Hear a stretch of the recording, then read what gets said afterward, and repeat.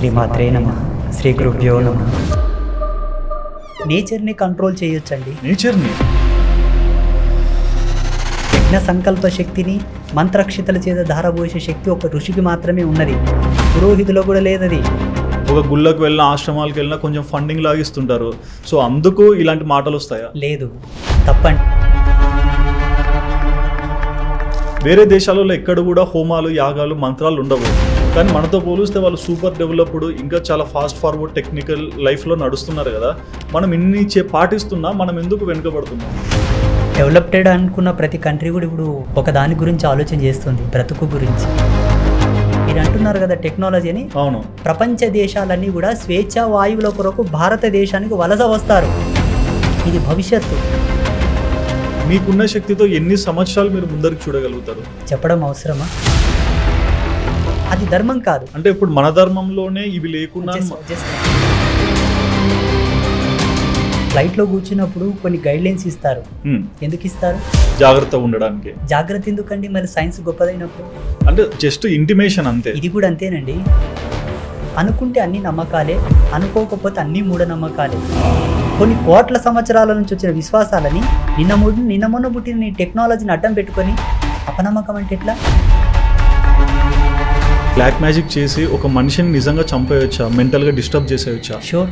అవాస్తవమైన నమ్మకాలు ఎన్నో కాలగర్భంలో కలిసిపోయాయి, కానీ ఇవి పోవట్లేదు. ఎలా? ఎందుకు? వాటి చేత పీడితమవుతున్న వాళ్ళు ఎంతోమంది ఉన్నారు. ఈవెన్ ఈ 12 సంవత్సరాల మా జీవిత ప్రయాణంలో నేను కూడా చాలా మందిని చూస్తున్నాను. శక్తి పీఠాలకి చాలా పవర్ ఉంటుందంటారు. మీరు కూడా శక్తి పీఠాలు, త్రిశక్తి పీఠంలో ఉంటున్నారు. అసలు ఒక శక్తి పీఠం విశిష్టత జనాలకి ఎలా అర్థమవుతుంది? క్రోర్స్ ఆఫ్ ఇయర్స్ నుంచి కూడా శక్తి పీఠాలు ఉన్నాయి, కానీ ఇప్పుడు ఆ శక్తి పీఠాలకే సరి అయిన మర్యాదలు లేవండి. ఇక్కడ చూడండి, ఇప్పుడు స్వర్ణగిరి దేవాలయం ఉంది, ఎంత గొప్పగా కట్టారు. అవును. శక్తి పీఠాల్లో మీరు వెళ్తే ఇది శక్తి పీఠమా, ఇది అమ్మవారి గుడే అన్నంత విచిత్రంగా ఉంటాయండి. అక్కడే వారణాసిలో విశ్వేశ్వర స్వామి దేవాలయం డెవలప్ చేశారు, కానీ విశాలాక్షి మందిరం డెవలప్ చేశారు. అమ్మవారు ఆడదేవత. మరి నాన్ వెజ్ తినడము హిందూ ధర్మానికి సెట్ అవుతుందా కాదా? అంటే హిందూయిజంలో నాన్ వెజ్ అనే కాన్సెప్టే లేదండి. లేదు. సరే, మరి నేను పురాతన గ్రంథాలు కొన్ని చూస్తున్నప్పుడు ఆ రోజుల్లో శ్రీరాముడు మనిషి అవతారం ఎత్తి భూమి మీదకి వచ్చాడు కదా. సో ఆయన ఆ రోజుల్లో మాంసం తినేవాళ్ళు, వేటకు వెళ్ళే వాళ్ళని విన్నాము. మరి అది కరెక్టా రాంగా? రాముడు మాంసం తినలేదు, పంచభూతాల సాక్షిగా, సర్వదేవతల సాక్షిగా. ఋషులంతా అజ్ఞానులు కాదు. నీవు తప్పుండొచ్చు, నేను తప్పుండొచ్చు. గ్రంథాలు కూడా లుప్తమై ఉంటాయండి, మార్చి ఉంటారు. ఎన్ని దండయాత్రలు జరగలేదు, ఎంతమంది చేతికి మన ఎడ్యుకేషన్ సిస్టమ్ పోయింది, మన యొక్క ఇండియన్ మైథాలజీని ఎంతమంది మార్చలేదు, ఎన్ని గ్రంథాలు తగలబడలేదు. భగవంతుడు అవతారాన్ని దాల్చి లోక కళ్యాణం కొరకు వచ్చారు, జంతువులను పీక్కు తినడానికి రాలేదు. హింసను కనీసము కలలో కూడా ఊహించుకోలేని ఏకైక పురుషోత్తముడు రాముడు. ఇటువంటి దేవుళ్లను మాంసం తిన్నాడు అనడం ఎంతవరకు సబబు చెప్పండి?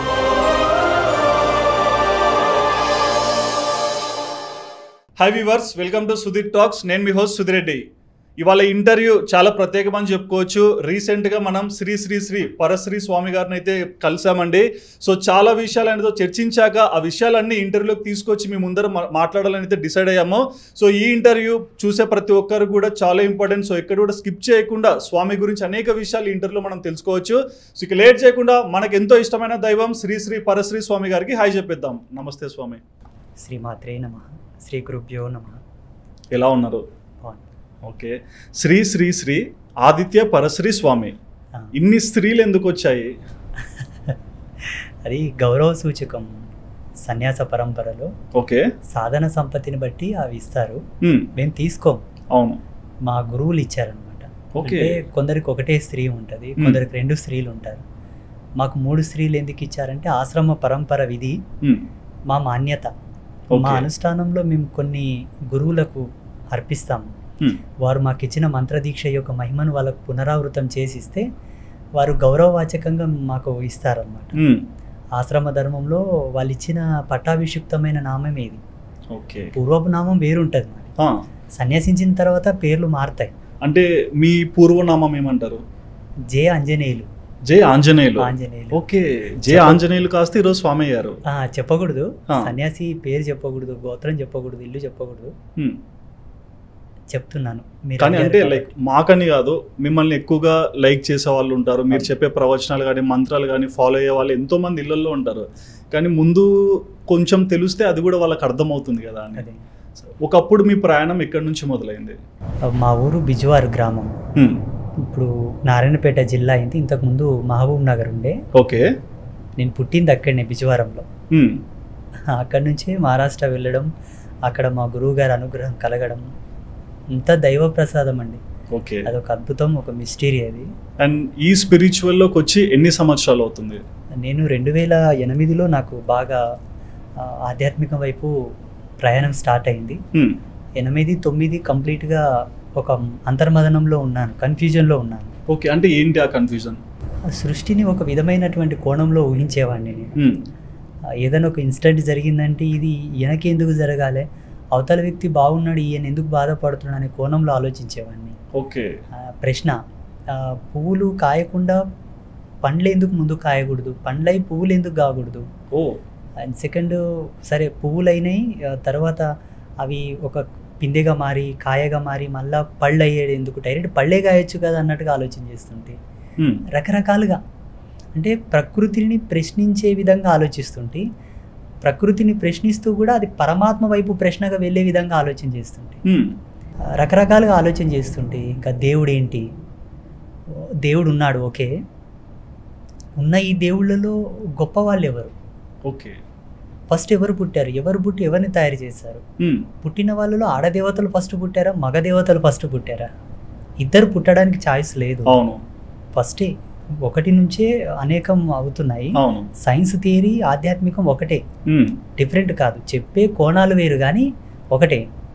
సో ఎట్లా ఎట్లా ఎట్లా ఎట్లా అని మదన పడుతూ ఉంటే 2011లో ఒక గురువు గారు కలిసి వారి చేత మంత్రదీక్ష తీసుకొని ఆ మంత్రం అనే రాజ్యంను పట్టుకుంటూ ఇంతవరకు ప్రయాణం కొనసాగిస్తూ వచ్చాను.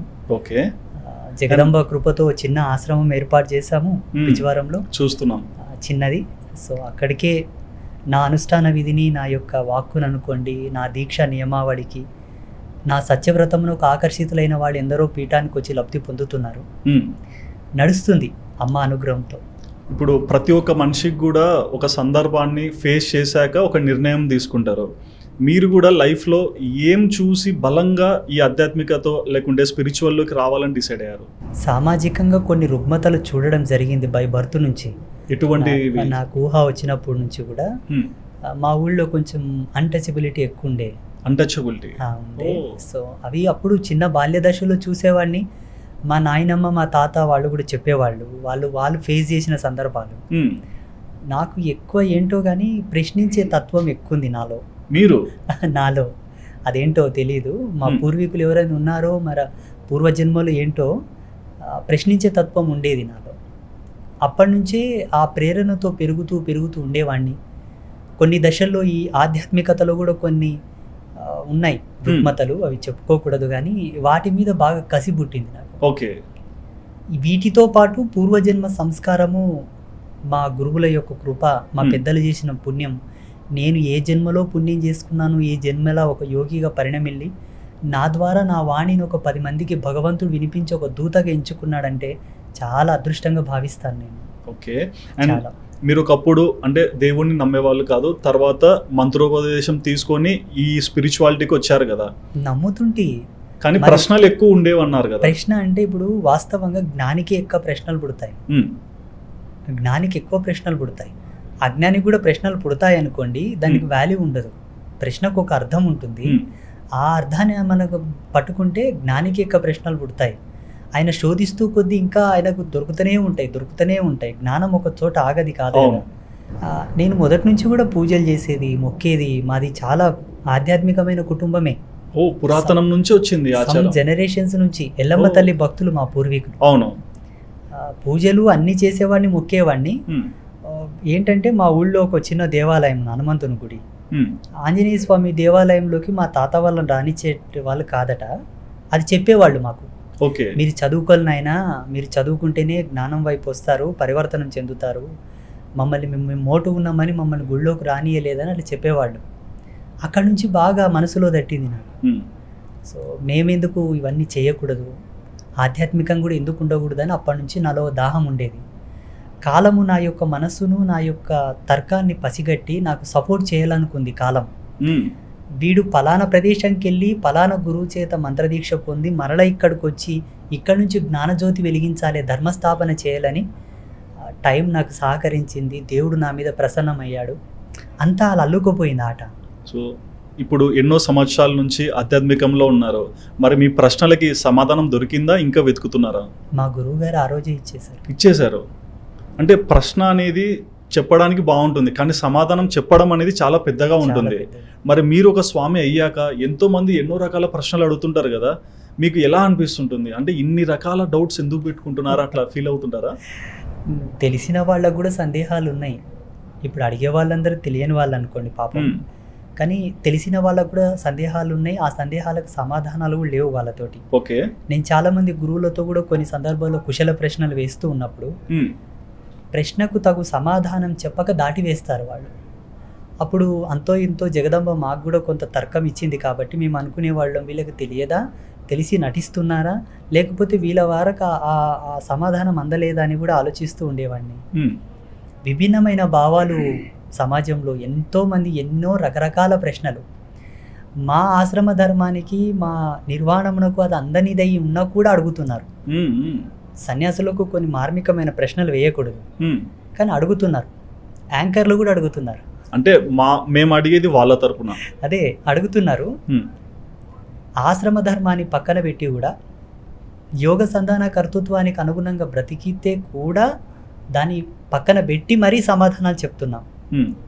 కొందరు అంటున్నారు, పెద్దలు స్వామీజీలు కూడా అంటున్నారు, ఏవండి అడిగే వాళ్ళు అడుగుతున్నారు, మీకేమైందండి వాళ్ళ ప్రశ్నలకు సమాధానం చెప్పడానికి, ఎందుకు చెప్తారు మీరు, చెప్పొద్దు, దాటి వేయాలంటారు. కానీ ఎన్నాళ్ళు అంటే దాటి వేస్తాను చెప్పండి? కరెక్టే. ఇప్పుడు స్వామీజీలు స్పిరిచువల్గానే కాదు, ఆధ్యాత్మికంగానే కాదు, సామాజికంగా కూడా ఉన్నారు. వారికి అన్ని బాధ్యతలు ఉంటాయని చెప్పడంలో ఉండాలి కదా. పెద్ద పెద్ద జగద్గురువుల లాంటి వాళ్ళు రారండి, వాళ్ళ ఆశ్రమ మర్యాదలు వాళ్ళకు ఉంటాయి. భగవంతుడు అందులో మాలాంటి వాళ్ళని కొంతమందిని పెట్టాడని మేము భావిస్తాం. ఓకే, మాకు అంటే ఆంతరంగిక ఆత్మపరంగా మెనీ మోర్ ఆఫ్ రిస్ట్రిక్షన్స్ ఉంటాయి మాకు. సో బహిరంగం అయినప్పుడు, బయటికి వచ్చినప్పుడు మాత్రం అవన్నీ పక్కన పెట్టి ఆశ్రమంలోని పెట్టి అందరి ఇళ్ళలోకి వెళ్తాం, అందరి మధ్యలోకి వెళ్తాం, అందరి జ్ఞానాన్ని స్వీకరిస్తాం, అందరూ ఇచ్చిన ప్రతిదీ మేము తీసుకొని వాళ్ళకి అనుగ్రహం ఇస్తూ ఉంటాం. ఓకే, ఉన్నోళ్ళు వాళ్ళ స్థాయికి తగ్గట్లో వాళ్ళు ఇస్తారు, ఏదో ప్రసాదం ఏదో, లేనోళ్ళు గంజి నీళ్ళు ఇస్తే కూడా తాగుతాం, వాళ్ళని అనుగ్రహిస్తాం. ఓకే, ఏది కాదనం. అండ్ మనిషి పుట్టుకకి ఎన్నో కారణాలు ఉంటాయి కదా, మనిషి చచ్చాక కూడా, అంటే చనిపోయాక కూడా ఆత్మ ఉంటుంది, ఆత్మలు పైకి వెళ్ళిపోతాయి, దేహం ఒక్కటే ఇక్కడ వదిలేసిపోతారు అంటారు. మీ ప్రకారము నిజంగా ఆత్మలు ఉన్నాయా? 100% ఆత్మ ఉండడం బట్టే కదండి మనం మాట్లాడుతున్నాం, మీరు మాట్లాడుతున్నారు, నేను మాట్లాడుతున్నాను. ఓకే, ఆత్మ లేని ఎన్నో దేహములు మార్చరీలో ఉన్నాయి ఇప్పుడు హాస్పిటల్స్లో, గ్రేవ్యార్డ్స్ లో కూడా ఉంటాయి. కానీ ఈ ఆత్మ ఒక పవర్ ఏంటి అంటే, ఒక మనిషి దేహం వదిలాక ఈ ఆత్మ ఏం చేస్తుంది? ఆత్మ దేహమును కూడి ఉండగా ఒక స్థితి, అనగా శరీర స్థితిలో తను జీవుడు. ఆ శరీరం అనే స్థితిని, ఆ ధర్మాన్ని వీడి బయటకు వచ్చిన తర్వాత అది పరమాత్మ సంకేతంగా నడుస్తూ ఉంటుంది. అప్పుడు మానవ సంబంధితమైన వ్యవహారాలకు దానికి సంబంధం ఉండదు. ఏదన్నా కోరిక మిగిలిపోతే దాన్ని తీర్చుకొనుటకు ప్రయత్నం చేస్తూ ఉంటుంది, కానీ అది అవుతుందా కాదా అది పరమాత్మ చేతిలో ఉంటుంది. అంటే ఒక మనిషి చచ్చిపోయాక కూడా కోరికలకి ఇంకా పవర్ ఉంటుందా? ఉంటుంది. అందుకే కదా సనాతన ధర్మంలో చెప్తుంటారు, జీవుడు ఉండగానే, దేహముతో కూడి ఉండగానే అన్నిటిని చక్కబెట్టుకోండి, దేని మీద కూడా వ్యామోహం ఉంచుకోకండి, అన్నీ ఇప్పుడే తీర్చుకో, వెలుగున్నంగానే దీపం చక్కదిద్దుకో అన్న సామెత దానికే వర్తిస్తుంది. సరే, ఇప్పుడు ఎగ్జాంపుల్, ఒక మనిషి పుట్టాడు, ఎదుగుతున్నాడు, అతని ప్రయాణం స్టార్ట్ అయింది, బాగుంది. తెలియకుండా సడన్గా చనిపోయి ఉంటారు ఒక యాక్సిడెంట్లో. అంటే అతనికి ఆయుష్ ఉన్న కొంతమంది ముందే చనిపోతుంటారని చెప్తుంటారు కదా, మరి ముందు చనిపోయిన వాళ్ళకి ఎటువంటి ప్రభావాలు ఉంటాయి? వాళ్ళు చనిపోవడం అనేది ఈశ్వరార్పణమే, అది ఈశ్వర ప్రేరేపితమే.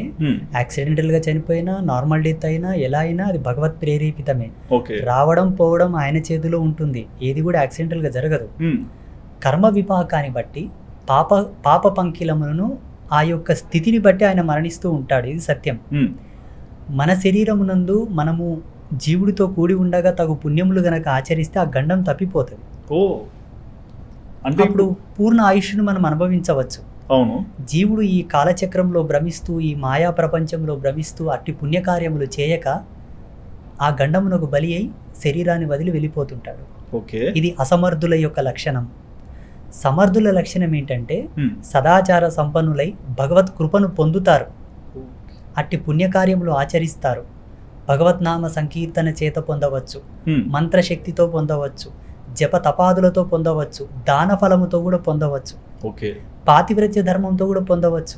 మంత్రఫలం అన్నారు, మంత్రశక్తికి చాలా పవర్స్ ఉంటాయి. ఒకరు మంత్రం చెప్తే అది ఖచ్చితంగా ఫలిస్తుందంటారు. మంత్రానికి అంత వైబ్రేషన్స్ ఎలా వచ్చాయి? అది మంత్రం అని మనం అనుకున్నాము, కాకపోతే లోగడలో ఋషులు దర్శించినప్పుడు అది ప్రకృతి సంభాషణ. Okay, nature responding systematical energy. అది ప్రకృతిని రంజింపజేస్తుంది. మన జీవ చైతన్య శక్తికి ప్రకృతికి కనెక్షన్స్ ఉంటాయి. దీనితో అది సంభాషించి మన కార్యాచరణను సఫలీకృతం చేయాలన్న ప్రకృతి యొక్క లాంగ్వేజ్ మనకు రావాలి. Nature language. నేచర్ లాంగ్వేజెసే బీజ మంత్రాలు, వేద శ్లోకాలు, వేద మంత్రాలు, వేదత్రయం అంతయు కూడా ప్రకృతికమైనదే. ఓకే, బట్ అంటే మనం చూసుకుంటే ప్రస్తుతము మన భారతదేశంలోనే ఈ మంత్రాలు, వేదాలు ప్రతి ఒక్క దాని గురించి ఒక ప్రాముఖ్యతనిచ్చారు. వేరే దేశాలలో ఎక్కడ కూడా హోమాలు, యాగాలు, మంత్రాలు ఉండవు. కానీ మనతో పోలిస్తే వాళ్ళు సూపర్ డెవలప్డ్, ఇంకా చాలా ఫాస్ట్ ఫార్వర్డ్ టెక్నికల్ లైఫ్లో నడుస్తున్నారు కదా. మనం ఇన్ని పాటిస్తున్నా మనం ఎందుకు వెనుకబడుతున్నాం? డెవలప్టెడ్ అనుకున్న ప్రతి కంట్రీ కూడా ఇప్పుడు ఒక దాని గురించి ఆలోచన చేస్తుంది, బ్రతుకు గురించి. ఓకే, స్వచ్ఛమైన వాయువు లేదని బాధపడుతున్నాయి. అసలు ఎలా అయిపోయినామంటే ఆ దేశాల్లో అన్నిటిని నిర్మించుకున్నారు, ఇప్పుడు ఏం చేయాలో అర్థం కాకుండా వచ్చింది వాళ్ళ పరిస్థితి. ఈ దేశం అలా కాదు. ప్రపంచంలో ఇంకా చాలా జరగబోతున్నాయి, చెప్పకూడదు, ఎందుకంటే విదేశాలలో కూడా మా భక్తులు చాలామంది ఉన్నారు. వాళ్ళు బాధపడతారు. చూడండి, జ్ఞానం అనేదానికి ఒక అర్థం ఉన్నది, జ్ఞానం అనేదానికి ఒక అర్థం ఉన్నది. విజ్ఞానానికి ఇంకా అర్థాలు ఉన్నాయి, పరిజ్ఞానానికి ఇంకా ఉన్నాయి. జ్ఞానం, విజ్ఞానం, పరిజ్ఞానం. ఇప్పుడు మీరు చెప్తున్నది విజ్ఞాన తాలూకు విషయాలు, అంటే సైన్స్ అనేది ఏదైతే ఉందో విజ్ఞాన తాలూకు విషయాలు. మేము పరిజ్ఞానాన్ని చూసిన వాళ్ళం. జ్ఞానం, విజ్ఞానం, పరిజ్ఞానం చాలా అయిపోయినాయి. ఆ విషయానికి వస్తే ప్రపంచ దేశాలన్నీ కూడా ఇప్పుడు కాలుష్యం పైన నియంత్రణకు చట్టం తీసుకొస్తున్నాయి, కాలుష్య నియంత్రణకు చట్టాలు తీసుకొస్తున్నాయి. ఈ కాలుష్యం ఎక్కడి నుంచి వస్తుంది? మనం వదిలేసేదంతా వేస్ట్, వాళ్ళు చేసుకున్నదే. అవును, వాళ్ళే చేశారు, వాళ్ళే నియంత్రణకు చట్టాలు తీసుకొస్తున్నారు. ఇప్పుడు ఇది జ్ఞానం అంటారా? కాదు, ఇది జ్ఞానం కాదు. హిందూయిజంలో గొప్పతనం ఏంటంటే సనాతన ధర్మంలో పనికిరానిది ఏది కూడా ఇంప్లిమెంట్ చేయరు. ఓకే, భావి తరాలు ఎన్నాళ్ళున్నా భువి ఆకాశంలో సశశామలం ఉన్నంత వరకు ఏది అవసరమో అదే చేసి చూపించింది, అదే నడవడిక నడిచింది సనాతన ధర్మం. ఓకే, చాలా దురదృష్టి కలిగిన వాళ్ళు మన వాళ్ళు. అయ్య బాబోయ్, సనాతన ధర్మాన్ని గనక ప్రపంచం అంతా పాటిస్తే వేరే గ్రహాల మీద శోధన అవసరం లేదు. ఎందుకండి, ఏం తక్కువైంది భూప్రపంచంలో?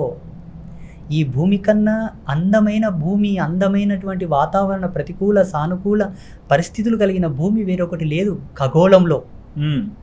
అనంతకోటి భూమిలు ఉన్న ఈ భూమిని పోలిన భూములు, బట్ ఈ భూమి అంత మంచి భూమి వేరొకటి లేదు. అందున ఈ భూప్రపంచంలో భారతదేశానికన్నా మించిన దేశం వేరొకటి లేదు. ఈ భారతదేశంలో మన తెలుగు రాష్ట్రం కన్నా గొప్ప రాష్ట్రం వేరొకటి లేదు. అంటే ఒక క్వశ్చన్ వస్తుంది సార్, అంటే చాలా మంది ఏం చేస్తారు, మన తెలుగు రాష్ట్రాల్లో ఉన్న ప్రజలందరూ ఎక్కువగా ఆధ్యాత్మిక భావాలని, స్పిరిచువాలిటీని బాగా బిలీవ్ చేస్తారు. ఒక గుళ్ళకు వెళ్ళిన, ఆశ్రమాలకు వెళ్ళినా కొంచెం ఫండింగ్ లాగిస్తుంటారు. సో అందుకు ఇలాంటి మాటలు వస్తాయా? లేదు, తప్పండి. అలా భౌగోళికంగా చూసినా, శాస్త్రీయంగా చూసినా, సాంస్కృతికంగా చూసినా, ఏ విధంగా చూసినా మన తెలుగునాట చాలా గొప్పది. నిజంగా నేనైతే ఇక్కడ తెలుగు గడ్డ మీద పుట్టినందుకు గర్వపడుతున్నాను. నిజంగా అండి, మీరు చూడండి ఇంకా ఫ్యూచర్లో కూడా చాలా మంది అబ్జర్వ్ చేస్తారు దాన్ని. తెలుగుదేశం చాలా గొప్పది, మన ఉభయ తెలుగు రాష్ట్రాలు చాలా ప్రౌడ్. నేనైతే చాలా గర్వపడతాను. ఓకే, ఇంకా చాలా ఉన్నాయండి, అవి చెప్తే ఎందుకులే కానీ. కాకపోతే ప్రపంచం అభివృద్ధి చెందుతుందన్న మాట వాస్తవమే, కానీ ఆ అభివృద్ధి వలన మానవ జాతికి ఎంత ముప్పు ఉందో లెక్క కట్టుకోండి ఫస్ట్. ఒక్క మానవ జాతికే కాదు, 84 లక్షల జీవరాశులకు అసలు ఉండడానికి నిలకడలేని పరిస్థితి వస్తుంది ఫ్యూచర్లో. అంటే కలియుగం అంతరిస్తుందంటారా? అది వేరే సబ్జెక్ట్. మళ్ళీ ఓకే, ప్రస్తుతం బ్రతుకు జీవుడా అనే పరిస్థితి వచ్చింది ఇప్పుడు. ఇది అభివృద్ధి కాదు అంటాను నేను. అభివృద్ధి అంటే తను బ్రతుకుతూ సమాజాన్ని బ్రతికిస్తూ సమాజంతో కూడిన సమస్త జీవరాశులో కూడా బ్రతుకునివ్వాలి. జీవో జీవస్య జీవనం, ఇది వేదం చెప్పిన మాట, అది విజ్ఞానం. ఓకే, మీరు ఇప్పుడు మనం మనుషులలో చూస్తే పురుషులు స్త్రీలు, పురుషులది మనం చూస్తున్నాం, స్త్రీల ఒక ప్రాధాన్యత గురించి మీరు చాలా సందర్భాల్లో చెప్తున్నారు. మీ ప్రకారము ఒక స్త్రీ నడవడిక ఎలా ఉంటే మంచిదంటారు? ఆమె బై బర్త్ నుంచి తల్లిదండ్రులను అనుసరించాలి. ఎందుకంటే తల్లిదండ్రులు అన్ని కష్టాలు అనుభవించింటారు, అన్ని ఆటుపోట్లను ఎదుర్కొని ఉంటారు. ఆమె బాల్య దశ నుంచే ఒక ఇంటికి కోడలై వచ్చి ఉంటుంది తల్లి. అతడు బాల్య దశ నుంచే ఒక బిడ్డకు తండ్రిగా పరిణమిల్లి ఉంటాడు. వాళ్ళిద్దరు కలిసి కంటేనే కదా మనం వచ్చింది. అందుకే వాళ్ళకంటే ఒక జ్ఞానం వచ్చి, వాళ్ళకంటే ఒక స్వతంత్రం వచ్చి, ఫ్రీడమ్ వచ్చే వరకు, వాళ్ళకు న్యూ లైఫ్ స్టార్ట్ అయ్యే వరకు తప్పకుండా తల్లిదండ్రులను అనుసరించాలి, వాళ్ళు చెప్పింది వినాలి. అన్ని ఆటుపోట్లు చూసి ఉంటారు వాళ్ళు. వాళ్ళని అనుసరించి వాళ్ళు చెప్పిన ఐడియాలజీని కనుక ఫాలో అయితే వీళ్ళు కూడా ఉత్తమ తల్లిదండ్రులుగా పరిణమిల్లుతారు సమాజంలో. పిల్లల చేత మా తల్లిదండ్రులు చాలా గొప్పవాళ్ళు అని చెప్పుకునే స్థితికి వస్తారు వీళ్ళు ఆ తల్లిదండ్రుల మాట వింటే. కానీ 99% మంది యూత్ వినరు, సొంత నిర్ణయాలు వినరు. తీసుకోవచ్చు ఎడ్యుకేషన్ పరంగా కానీ, డెవలప్డ్ పరంగా కానీ, బిజినెస్ రోల్స్లో కానీ మీ సొంతం ఐడియాలజీ వాడండి. ఫ్రెండ్స్ని మంచి మంచి సలహాలు తీసుకోండి, ఎక్స్పీరియన్స్ ఉన్న ఫ్రెండ్స్తో సలహాలు తీసుకోండి. కుటుంబ ధర్మాలకు అనుసరించి, ఎస్పెషల్లీ ఫర్ మ్యారేజ్, పెళ్లి విషయంలో తల్లిదండ్రుల మాట వినండి దయచేసి. దాంట్లో చాలా ఆంతర్యం ఉన్నది. ఆ ఆంతర్యాన్ని అనుసరించే చెప్తున్నాను నేను. పెళ్లి విషయంలో, ఇంకొన్ని మంచి మంచి లైఫ్కి సంబంధించిన విషయంలో తల్లిదండ్రుల మాట ప్రతి ఒక్క యువకుడు యువతి వినాలి. అండ్ మరోపక్క చూసుకుంటే ఈ మంత్రాలు, తంత్రాలు, బ్లాక్ మ్యాజిక్స్ ఇవన్నీ ఈ రోజుల్లో చాలా ఎక్కువ వింటున్నాము. నిజంగా వీటికి అన్ని శక్తులు ఉంటాయా? 100% ఉన్నాయండి. దైవం అనేది ఎంత సత్యమో అంతకు ప్రతిరూపకంగా ఉండేటటువంటి ఇవన్నీ కూడా అంతే సత్యం. లేవనడానికి చాయిస్ లేదు. అంటే ఒక లైక్ బ్లాక్ మ్యాజిక్ చేసి ఒక మనిషిని నిజంగా చంపేయచ్చా, మెంటల్గా డిస్టర్బ్ చేసేయచ్చా? షూర్. అవాస్తవమైన నమ్మకాలు ఎన్నో కాలగర్భంలో కలిసిపోయాయి, కానీ ఇవి పోవట్లేదు. ఎలా, ఎందుకు? ఎందుకంటే ఉన్నాయి కాబట్టి. వాటి చేత పీడితమవుతున్న వాళ్ళు ఎంతో మంది ఉన్నారు. ఈవెన్ ఈ 12 సంవత్సరాల మా జీవిత ప్రయాణంలో నేను కూడా చాలా మందిని చూస్తున్నాను. వచ్చిన వాళ్ళని, పీఠానికి వచ్చే వాళ్ళని. ఇప్పుడు రీసెంట్గా ఒక ఫ్యామిలీ వచ్చారు, వాళ్ళు సమ్ ఇయర్స్ నుంచి డాక్టర్స్ని కలుస్తున్నారు. ఈవెన్ అందులో ఒక ఆయన డాక్టర్, గైనకాలజిస్ట్. 3 అన్నదమ్ముళ్ళు, 3కు పిల్లలు కాలేదు. వాళ్ళు అన్ని ప్రయత్నాలు చేస్తారు, ఏ ప్రయత్నం చేయలేదు అనడానికి ఆస్కారం లేదు, అన్నీ చేసేసారు, కానీ పిల్లలు కావట్లేదు. నేను నా యోగ దృష్టితో, నా దివ్య దృష్టితో, నాకున్న అనుభవంతో శోధన చేస్తే వాళ్ళకి ఏదో పెద్ద శాపం తగిలింది. ఆ ఎనర్జీ అనేది వాళ్ళకి ఏది సక్సెస్ కాకుండా ఆపుతుంది. అంటే ఇప్పుడు శాపం అన్నారు కదా, ఇప్పుడు ఎవరికన్నా ఒకరి మీద కోపం వస్తే ఏదో ఒక మాట అనేస్తాం. అంటే నేను ఒక లైక్ ఎట్లా చెప్పాలి, ఒక సిద్ధాంతిని కాదు, నాకు మంత్రాలు తెలియదు, నేను డివోషనల్ కూడా కాదు, కానీ ఒక మనిషి మాట శాపం అనేది అవతల వాళ్ళ మీద ప్రభావం చూపిస్తుందా? అవతల అనే వ్యక్తి పాత్రత అంత సత్యంగా ఉండి, అంత నిజాయితీగా ఉండి, అంత స్థితప్రజ్ఞత్వంలో ఉంటే తప్ప అది శాపంగా మారదు. ఓకే, అడ్డం వచ్చిన వాళ్ళని అందరూ తిడుతూ ఉంటే లోకం ఎప్పుడో నాశనం అయిపోదు. పొద్దు పొడిస్తే పొద్దు మొక్కితే చాలా మంది తిట్టుకుంటారు సమాజంలో. రోడ్డు మీద పోతుంటే ఒక బైక్ తగిలితే కూడా తిడతారు, ఏదన్నా చిన్న మిస్టేక్ జరిగినా తిడుతుంటారు. ఈ తిట్టేటివన్నీ శాపాలు కావు. శాపానికి ఒక పరిపూర్ణమైన పరివర్తనమైన అర్థం ఉన్నది. అవతల వ్యక్తి అంత సత్యశీలుడు, ధర్మపరాయణుడు, నిష్ఠాగరిష్ఠుడు అయితే ఆయన వాక్కు తప్పకుండా తగులుతుంది. అది ఆశీర్వాదమైన శాపమైన, ఇందులో తేడా ఉండదు. ఒక స్త్రీ అయినా ఒక పురుషుడైనా శీలధర్మమును, పాతివ్రత్య ధర్మాన్ని గనక అనుసరిస్తూ ఉంటే, ఏ ఆధ్యాత్మిక రంగంలో అయినా లేకపోయినప్పటికీ ఈ ఒక్క ధర్మాన్ని గనక పాటిస్తే వాళ్ళు చెప్పింది శాసనం అవుతుంది, వాళ్ళు పలికిందే శాపం అవుతుంది. అంటే మీ ప్రకారం ఇప్పుడు చాలా మంది యూత్ని మనం చూస్తుంటాం, అంటే పెళ్ళికి ముందే వేరే వాళ్ళతో తిరగడము, ఇట్లా మెంటల్గా ఫిజికల్గా కలిసి తిరిగేస్తారు. తర్వాతకి వచ్చేసరికి పెళ్లి చేసుకొని ఆ రిలేషన్ కూడా బ్రేక్ చేస్తుంటారు. సో ఇక్కడ మేల్ కానీ ఫిమేల్ కానీ ఒక బంధాన్ని నిలబెట్టుకోకుండా ఇష్టానుసారం చేయడం వల్ల ప్రకృతికి ఏమన్నా విరుద్ధమా ఇదంతా? ప్రకృతి విరుద్ధం కాదు, వాళ్ళ జన్మకే విరుద్ధం అది. జన్మకే చాలా. అసలు అందులో మీరు ఒక విషయం గమనించండి, బ్రహ్మచర్యం అన్నారు. అవును. ఆ చర్యం అంటే క్రియేటివిటీ, వర్క్. ఆ చర్యమును బ్రహ్మతో పోల్చారు. బ్రహ్మ మీన్స్ సృష్టికర్త. నీ జన్మను సృష్టించే క్రియ అది. ఓకే. నీవు ఒకరిని సృష్టించే క్రియ, ఓకే, నిన్ను సృష్టించిన క్రియ, నువ్వు ఒకరిని సృష్టించే క్రియ. అది కేవలం సృజన కాదు, జ్ఞానపరంగా, భవిష్యత్తు పరంగా, సాంసారికంగా, ఆరోగ్యంగా, ఆయుష్ పరంగా అన్ని క్రియేటివిటీస్కి మూలం. కాబట్టి బ్రహ్మచర్యం. సనాతన ధర్మం ఎప్పుడే కూడా గొంతు కోసేటటువంటి క్రూరత్వంగా రూల్స్ పెట్టలేదు. ఆల్టర్నేట్ చాయిస్ కూడా ఇచ్చారు మనకు. ఓకే. ఒక యువకుడు తనను తాను నియంత్రించుకోలేపక, కంట్రోల్ చేసుకోలేపక ఇబ్బంది పడాల్సిన అవసరం లేదు. ఆల్టర్నేటివ్ ఇలా ఉండాల్సిన వస్తే ఇలా కూడా ఉండండి అని కొన్ని టిప్స్ ఇచ్చారు. అవును, మనకు ఋషులు అన్నీ ఇచ్చారండి. మనం పాటించాలి. మనకు రూల్స్ పెడుతూనే, బాధ్యతను గుర్తు చేస్తూనే, మళ్ళీ మనకు కొంత చాయిస్ కూడా ఇచ్చారు, మినహాయింపు ఇచ్చారు. అవి యోగ్యులైన గురువులను ఆశ్రయించి తెలుసుకోవచ్చు, తప్పులేదు.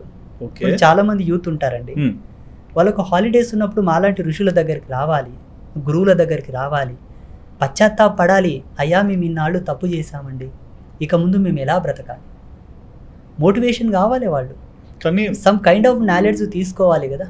బట్ వాళ్ళ విషయంలో అది కరెక్టే మీరు చెప్పిన మాట. ఒకప్పుడు మేము చూస్తే ఎక్కువగా ఋషులు కానీ లేకుంటే మీలాంటి స్వాములు కానీ ఎక్కువగా అంటే శక్తిపీఠాలు అంటే లైక్ ఎగ్జాంపుల్ కాశీలోనో హిమాలయాల్లోనో అటు సైడ్ కనిపించేవాళ్ళు. బట్ ఇప్పుడు మీరందరూ ఈ చుట్టూ ఉన్న ప్రకృతిలోకి, ఈ సమాజంలోకి రావడానికి కారణం ఏంటి? ఇప్పుడు మారుతున్న కాలాన్ని బట్టి ఇందాక మీరే అన్నారు, ప్రతిదీ డెవలప్డ్ వైపు వెళ్తుందండి, అభివృద్ధి వైపు వెళ్తుంది. సో మనం కూడా ఇంకా ఎందుకు సనాతన ధర్మం, హిందూయిజం ఇదంతా అనుకుంటూనే ఉన్నాము, మనం కూడా ఎందుకు పెద్ద పెద్ద ఐటీ సెక్టర్స్ లాగా ఎందుకు టెక్నాలజీ వైపు వెళ్ళట్లేదు అంటున్నారు కదా. జీవుడు ఎంత ఎదుగుదల వైపు వెళ్ళినా కూడా తన అస్తిత్వమును తాను గ్రహించక, తనను తాను తెలుసుకోక బ్రతికిన బ్రతుకు ఎంతైనను పాశవికమైన బ్రతుకే. మేము వాళ్ళ యొక్క బ్రతుకును గుర్తు చేయడానికి సమాజంలోకి వచ్చాము. తనెవరు, తన అస్తిత్వం ఏమిటి, మనిషి అన్న ఒక పదం అర్థం ఏమిటి, మానవ అనే పదానికి అర్థం ఏంటి, నరోత్తమ అనే పదానికి అర్థం ఏంటి తెలియపరిస్తేనే కదా తెలిసేది. మేమందరం హిమాలయాల్లో ముక్కు మూసుకొని కూర్చుంటే ఇక్కడ ఏంటి, సరే సమాజం పరిస్థితి ఏంటి? మీరు ప్రశ్నించడానికి వచ్చారు, మేము చేసే తప్పుల్ని రీకరెక్ట్ చేయడానికి వచ్చారు. ప్రశ్న కాదు, సరే జాగృతం. సరే మా జాగ్రత్త చూడడానికి ఒక ప్రొటెక్టర్ లాగా దేవుడు పంపాడు అనుకుందాం. ఇప్పుడు బేసిక్గా నేను చాలామంది స్వాముల్ని చూస్తుంటాను, వాళ్ళు చెప్పే మాటలు కూడా చాలామంది అనుసరిస్తుంటారు. సొసైటీలో ఒక ఫీమేల్కి ఒక రేప్ జరిగిండొచ్చు, ఒక ఇంట్లో ఒక అన్యాయం జరిగిండొచ్చు, వాళ్ళు రోడ్డు మీదకి వచ్చి బాధపడుతుంటారు. అలాంటి వాటికి ఎందుకు స్వాములు ఎప్పుడు కూడా బయటికి వచ్చి ఒక స్టేట్మెంట్ ఇవ్వరు? అది మా పని కాదేమో, మేము only for spirituality and socialism ప్రకారం ఉంటాం. అందులో మా పరిధిని అనుసరించి, మా యొక్క స్థితిని, మా యొక్క ధర్మాన్ని అనుసరించి మేము చేయాల్సి ఉంటుంది. అంటే భగవంతుడిగా జరగడం రైట్. ఒక మహిళ మీద అత్యాచారం జరిగిందంటే పోలీస్ ప్రొటెక్షన్ ఉంది, పొలిటీషియన్స్ ఉన్నారు, బాధ్యతగా ఎన్నుకున్నటువంటి ఎంపిక చేసుకున్న నాయకులు ఉంటారు, సోల్జర్స్ ఉంటారు, వాళ్ళ అన్నతమ్ములు, వాళ్ళ బంధువులు అందరూ ఉన్నారు. ఇప్పుడు సనాతన ధర్మంలో కుటుంబ ధర్మానికి పెద్దపీట వేశారు. ఒక మహిళ మీద అత్యాచారం జరిగింది అన్న సందర్భం వస్తే ఇప్పుడు ప్రతి మహిళ ఝాన్సీ లక్ష్మీబాయి లాగా ఉండాలని నేను ప్రతి వీడియోలో చెప్తుంటాను. అవును, మనకు ఆదర్శంగా ఉన్నారు రుద్రమదేవి, ఝాన్సీ లక్ష్మీబాయి. అంతెందుకు, నేను సదా కొలిచేటటువంటి జగదంబ ఎవరు? అమ్మ. త్రిమూర్తాదులకే చేతగాని పరిస్థితిలో వచ్చి ఖడ్గము ఎత్తి అరివీర భయంకరులైనటువంటి దానవులను హతమార్చిన తల్లి దుర్గా మనకందరికి ఆదర్శమే కదా. ప్రతి స్త్రీ అలా ఉండాలి. స్త్రీ పాతివ్రత్య ధర్మంతో ఉండాలి, వీరధర్మ శిరోమణి అయి వర్ధిల్లాలి. తర్కములో జ్ఞానం విషయంలోకి వస్తే గార్గి, యాజ్ఞవల్కి లాంటి మహా సాధ్వులు ఉన్నారు, వాళ్ళలా కూడా బ్రతకాలి. అన్ని కోణంలో ఉండాలి స్త్రీ. మీ విషయంలో కూడా చూస్తే చాలా మంది ప్రబుద్ధులు అంటే లైక్ ఎట్లా చెప్పాలి, ఋషులు ఒక స్టేజ్కి వచ్చాక ఇప్పుడు మీరే ఒక గుడిని తీసుకున్నారు, అక్కడ ఉండి ఎల్లమ్మ తల్లిని ఆరాధిస్తూ అక్కడ ఏరియాని డెవలప్ చేసుకుంటూ వెళ్తున్నారు. కానీ ఇక్కడ ఒక్క చోటే ఉండాలని ఎందుకు అనుకున్నారు? వేరే చోటకు కూడా వెళ్ళి అక్కడ కూడా ఉండొచ్చు కదా. నేను పర్టిక్యులర్ ఒక ప్లేస్లో లేను, ఇప్పుడు తిరుగుతున్నాను కాబట్టి మన స్టూడియో కూడా వచ్చాను. అంటే ఇప్పుడు ఇక్కడ తిరిగా చివరికి గూటికి చేరుతాము. ఎవ్రీ స్వామీజీకి ఒక కేంద్రకం అనేది ఉంటుందండి, అది తప్పదు. ఇప్పుడు ఈ చిన్న వయసులో నేను అనుకోండి, ఇంకా చాలామంది స్వామీజీలు నిజంగా హ్యాట్స్ ఆఫ్ ఫర్ ఎవ్రీ స్వామి. ప్రతి ఒక్కరిలో స్టూడియోలోకి వచ్చి వాళ్ళ జ్ఞానాన్ని, వాళ్ళ వాణిని వినిపిస్తున్నారంటే చాలామందికి తెలుస్తున్నాయి ఈ మధ్యలో. అవును, అప్పుడు సోషల్ మీడియా లేదు, ఏదో ఒక ప్రవచనం పెడితే ఆ పరిసర ప్రాంతాల వాళ్ళు వచ్చేవాళ్ళు, వినేవాళ్ళు, జ్ఞానం నేర్చుకునేవాళ్ళు. ఇప్పుడు ఈ సోషల్ మీడియా మాధ్యమంగా కోట్ల మందికి జ్ఞానం వెళ్తుంది. అవును, ఆ ఒక్క చిన్న రీజన్ తోటి మేము కూడా మా ఆశ్రమ ధర్మాలు పక్కన పెట్టి, మా నియమాలు పక్కన పెట్టి ఇక్కడ వచ్చి కూర్చొని మాట్లాడుతున్నాం. Thank you. అంబాత్రయ క్షేత్రాన్ని ఒకదాన్ని ఏర్పాటు చేసి అక్కడి నుంచి జ్ఞాన యజ్ఞం చేస్తున్నాం మేము. ఎంతో మందికి అక్కడికి వచ్చిన వాళ్ళకు జ్ఞానం చెప్తున్నాం, ధర్మం చెప్తున్నాం, న్యాయం చెప్తున్నాం, శాస్త్రం చెప్తున్నాం, అన్ని చెప్తున్నాం. సోషల్ మీడియా మాధ్యమంగా కూడా మాకు తోచింది, జగదంబ మాకు ఇచ్చిన జ్ఞానం ప్రకారంగా మా అనుష్ఠాన విధిని అనుసరించి మేము చెప్తూ ఉన్నాం. ప్రతి ఒక్క స్వామీజీ కూడా తిరగాలండి, తప్పదు. ఇప్పుడు తోడేళ్ళు నోర్లు తెరుచుకొని అన్ని ప్రదేశాలు తిరుగుతూ ఉన్నాయి వేట కోసం. తోడేళ్ళు తిరుగుతూ వేటాడుతున్నప్పుడు సింహాలు కూడా తిరగాలి కదా. సో ఇప్పుడు సింహాలు తిరుగుతున్నాయి, సింహాలు ఎవరు అనేది మీ మాటలు అర్థమైంది. తోడేళ్ళు ఎవరు? తోడేళ్ళు అంటే చూడండి, తనదైన దాన్ని చెప్పడం తప్పు కాదు, తనదైనది ఏదియూ చెప్పడం తప్పు కాదు. ఆ చెప్పే ఆ కోణం, ఆ జ్ఞానం సమాజం యొక్క అస్తిత్వానికి చెడు కలిగించనిదై ఉండాలి. ఇది సత్య ప్రమాణం. నీదైనది చెబుతూ అవతలిది కాదనట ధర్మం కాదు, అవతలిది తప్పనట ధర్మం కాదు. హిందూయిజం ఎప్పుడు కూడా ఎవరిని తూలనాడలేదు, ఎవరిని అవహేళన చేయలేదు, ఏ ధర్మాన్ని కాదనలేదు. అందుకే అన్ని ధర్మాలను ఈ దేశంకి ఆహ్వానించాం. కాదనలేదు కాబట్టి అందరినీ ఆహ్వానించగలిగాం. ఆనాడే తిరస్కరించింటే, ఆనాడే కాదనిటే ఈరోజు ఈ తోడేళ్ళు అనే పదం నేను వాడవలసిన అవసరం లేదు. ఓకే. ఇంకొకటి, హిందూ దేశం, సనాతన ధర్మం, మన రాజులు, మన చక్రవర్తులు, మన ధర్మమూర్తులు ఏ దేశం మీద దండయాత్ర చేశారా? ఒక్క దేశం మీద చేయలేదు. జ్ఞానపరంగా చేయలేదు, భుక్తిపరంగా చేయలేదు, సామ్రాజ్య విస్తరణ ప్రకారంగా కూడా చేయలేదు. ఆ అవసరం కూడా లేదండి. భూమి అంతమయ్యే వరకు, యుగమంతమయ్యే వరకు కూడా మనకు ఆ దుర్గతి పట్టదు. వేరే దేశాల వాళ్ళు స్వేచ్ఛా వాయువుల కొరకు ఈ దేశం కోసం, ఈ దేశం మీదకి రావాల్సిన దినం ఉంది. మీరు అంటున్నారు కదా టెక్నాలజీ అని. అవును, ప్రపంచ దేశాలన్నీ కూడా స్వేచ్ఛా వాయువుల కొరకు భారతదేశానికి వలస వస్తారు. అంత ప్రత్యేకత మన దగ్గర ఉంది. ఇది భవిష్యత్తు. ఓకే, ఇది భవిష్యత్తు. మీరు ఇప్పుడు అంటే చాలా మంది స్వాములు, ఋషులైనా ధ్యానం చేస్తుంటారు. మీరు ధ్యానం చేయడానికి కారణం ఏంటి? ధ్యానం అనేది ఒకటే, ఇన్నర్ ఇంజనీరింగ్. ఓకే. ఆత్మ సంయోగ శక్తిని పెంచుకొనుట, మా తపస్సును మేము పెంచుకుంటూ మా తపశ్శక్తితో లోక కళ్యాణం చేస్తూ, వాక్కు రూపేణ, ఆశీర్వాద రూపేణ, కార్యాచరణ విస్తరణ రూపేణ పెద్ద పెద్ద యజ్ఞాలు, యాగాలు చేస్తూ ఆ యజ్ఞశక్తిని లోకానికి ధారబోయడం. యజ్ఞ సంకల్ప శక్తిని మంత్రక్షితల చేత ధారబోసే శక్తి ఒక ఋషికి మాత్రమే ఉన్నది, పురోహితులో కూడా లేదది. ఈనాడు మహా యాగాలు చేస్తున్నారు పురోహితులు, పెద్ద పెద్ద యాగాలు చేస్తున్నారు. యాగకర్త లేని యజ్ఞం సఫలం కాదు. అందుకే కదా భృగు మహర్షిని త్రిమూర్తుల దగ్గరకు పంపించారు అప్పుడు. ఓకే. ఇప్పుడు అసలు యజ్ఞకర్త లేనిదే యజమానిని పెట్టుకొని యజ్ఞాలు చేసేస్తున్నారు ఆచార్యోక్తం. అది ధర్మం కాదు, అది ధర్మం కాదు. అంటే ఇప్పుడు మన ధర్మంలోనే ఇవి లేకుండా జస్ట్ చెప్పండి. సారీ, తపస్సులు చేస్తున్నారు ఎందుకోసం అన్న మాట మీరు అడిగారు కాబట్టి, ఆ తపశ్శక్తితోనే మేము కొన్ని దర్శనాలు తీసుకుంటాం, కొన్ని మెసేజెస్ తీసుకుంటాం మేము నేచర్ నుంచి, పరమాత్మ నుంచి ఏం చేయాలి. వేరే స్వామీజీలు చేస్తారో లేదో నాకు తెలియదు, కానీ ఈ చిన్న వయసులో, నా ఈ బాలప్రాయంలో, నా ఈ బాల తపశ్చర్యలో ఎన్నో దర్శనాలు నేను తీసుకున్నాను. ఆ దర్శన శక్తిని అంబాత్రయ క్షేత్రంగా నేను రూపకల్పన చేసి, అక్కడ అద్భుతాలకే అద్భుతాలైనటువంటి స్థాపనలు చేసి, అక్కడ వచ్చిన వాళ్ళకి ఆ దర్శనాలు ఇప్పిస్తూ, ప్రపంచమంతా కరోనాతో కొట్టుమిట్టాడుతూ పోరాడుతూ ఉంటే ఆధ్యాత్మికంగా ఈ లోక కళ్యాణం కొరకు నేను ఏం చేయాలని చెప్పేసి 7 days తపస్సు చేస్తే, గోమాత కళ్యాణం చెయ్యి. గో అంటే విశ్వమాత, విశ్వమాత కళ్యాణము గావించు, విశ్వ కళ్యాణం ఏర్పడుతుందని ఒక సిగ్నల్ వచ్చింది మాకు. వెంటనే ఇంప్లిమెంట్ చేసాం. అది తపస్సు ఎందుకోసం చేస్తారంటే ఇటువంటి వెల్ మెసేజెస్ మేము డౌన్లోడ్ చేసుకోవడానికి. మీ భాషలో చెప్తున్నాను. ఓకే. ఒక ఋషి ఎందుకు తపస్సు చేస్తాడంటే దర్శనం కోసం. అలా దర్శించినవే కదా వేదాలు, ఉపనిషత్తులు, మంత్ర, తంత్ర, యంత్ర. ఈనాడు ఉండేటటువంటి యాంత్రిక విజ్ఞానం అంతా కూడా మన ఋషులు ఇచ్చిందే. అవును, ప్రతి యాంత్రిక విజ్ఞానం అంతా కూడా మన ఋషుల నుంచి తీసుకున్నదే. మీరు అంటున్నారు ఇప్పుడు ప్రపంచ దేశాలన్నీ డెవలప్టెడ్గా అవుతున్నాయి గురూజీ, సాంకేతికం వైపు వెళ్తున్నాయి, అభివృద్ధి చెందాయి అంటున్నారు కదా. ఒక్క విషయం చెప్పండి, మీరు ప్రపంచ దేశాలలో ఉండే చారిత్రక ఆధారాలన్నింటిని బయటికి తీయండి, హిందూయిజంలో ఉండే ఆధారాలను బయటికి తీయండి. అది స్పిరిచువాలిటీగా అయినా సరే, సోషలిజంగా అయినా సరే, సామాజికంగా ఎనీ కైండ్ ఆఫ్. ఏ పాశ్చాత్యుడు కూడా భారతదేశం వైపు రాకన్నా ముందు అక్కడ ఏమైనా ఆవిష్కరణలు చేశాడా? ఈ దేశం మీదకి వచ్చిపోయిన తర్వాత అక్కడ ఆవిష్కరణలు జరిగాయి. ఒక్కసారి చరిత్ర తిరగవేసి yes, any moment, any particle is also. ప్రతిదీ కూడా ఓకే, మన జ్ఞానం అండి ఈరోజు ప్రపంచం అంతా విస్తరిస్తున్నది. మరి ఇక్కడ ఎందుకు ఇంప్లిమెంట్ కాలేదు స్వామీజీ అంటే మన వాళ్ళకి ఇవి నచ్చవు. ఎలా? ఎన్నాళ్ళు ఈ టెక్నాలజీ డెవలప్ అయినా చివరికి ఇది అంతంగానికేనే. బుక్కెడు గ్లాసుడు మంచినీళ్ళు తాగని పరిస్థితి వస్తుంది చూడండి మనకి. మనకు కాదు, ప్రపంచాలకు. చెప్పాను నేను, స్వేచ్ఛా వాయువుల కొరకు భారతదేశానికి వలస వస్తారు. లైక్ ఎన్ని సంవత్సరాలు పట్టొచ్చు? దగ్గరలోనే 10-15 సంవత్సరాలు. అంతే. 15 సంవత్సరాలకి లోకం అంతమవ్వదండి. అంతమవ్వడం ఇన్ సెన్స్ ఇట్లా మారుతుంది. నేచర్ యొక్క ఎన్విరాన్మెంట్ అంతా దెబ్బతింటుంది.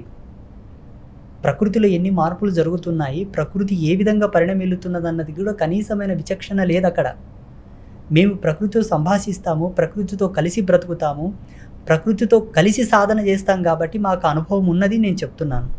అందుకేనా ఎక్కువగా ప్రకృతిలోనే మీరు ఉండి ధ్యానం చేస్తుంటారు? ఎగ్జాక్ట్లీ, అందుకే కదా అశ్వత్థ వృక్షమునకు పూజలు చేయిస్తాం, తులసికి పూజ చేయిస్తాం. ఇప్పుడు చాలా మంది ఇళ్లలో, హిందూ ఇళ్లలో చూస్తే తులసి చెట్టు కొంతమంది మంచిదంటారు, కొంతమంది వద్దు మనకు అచ్చు రాదు తీసేసే అంటారు. మీ ప్రకారం ఎందుకు ఆ రెండు మాటలు వచ్చాయి?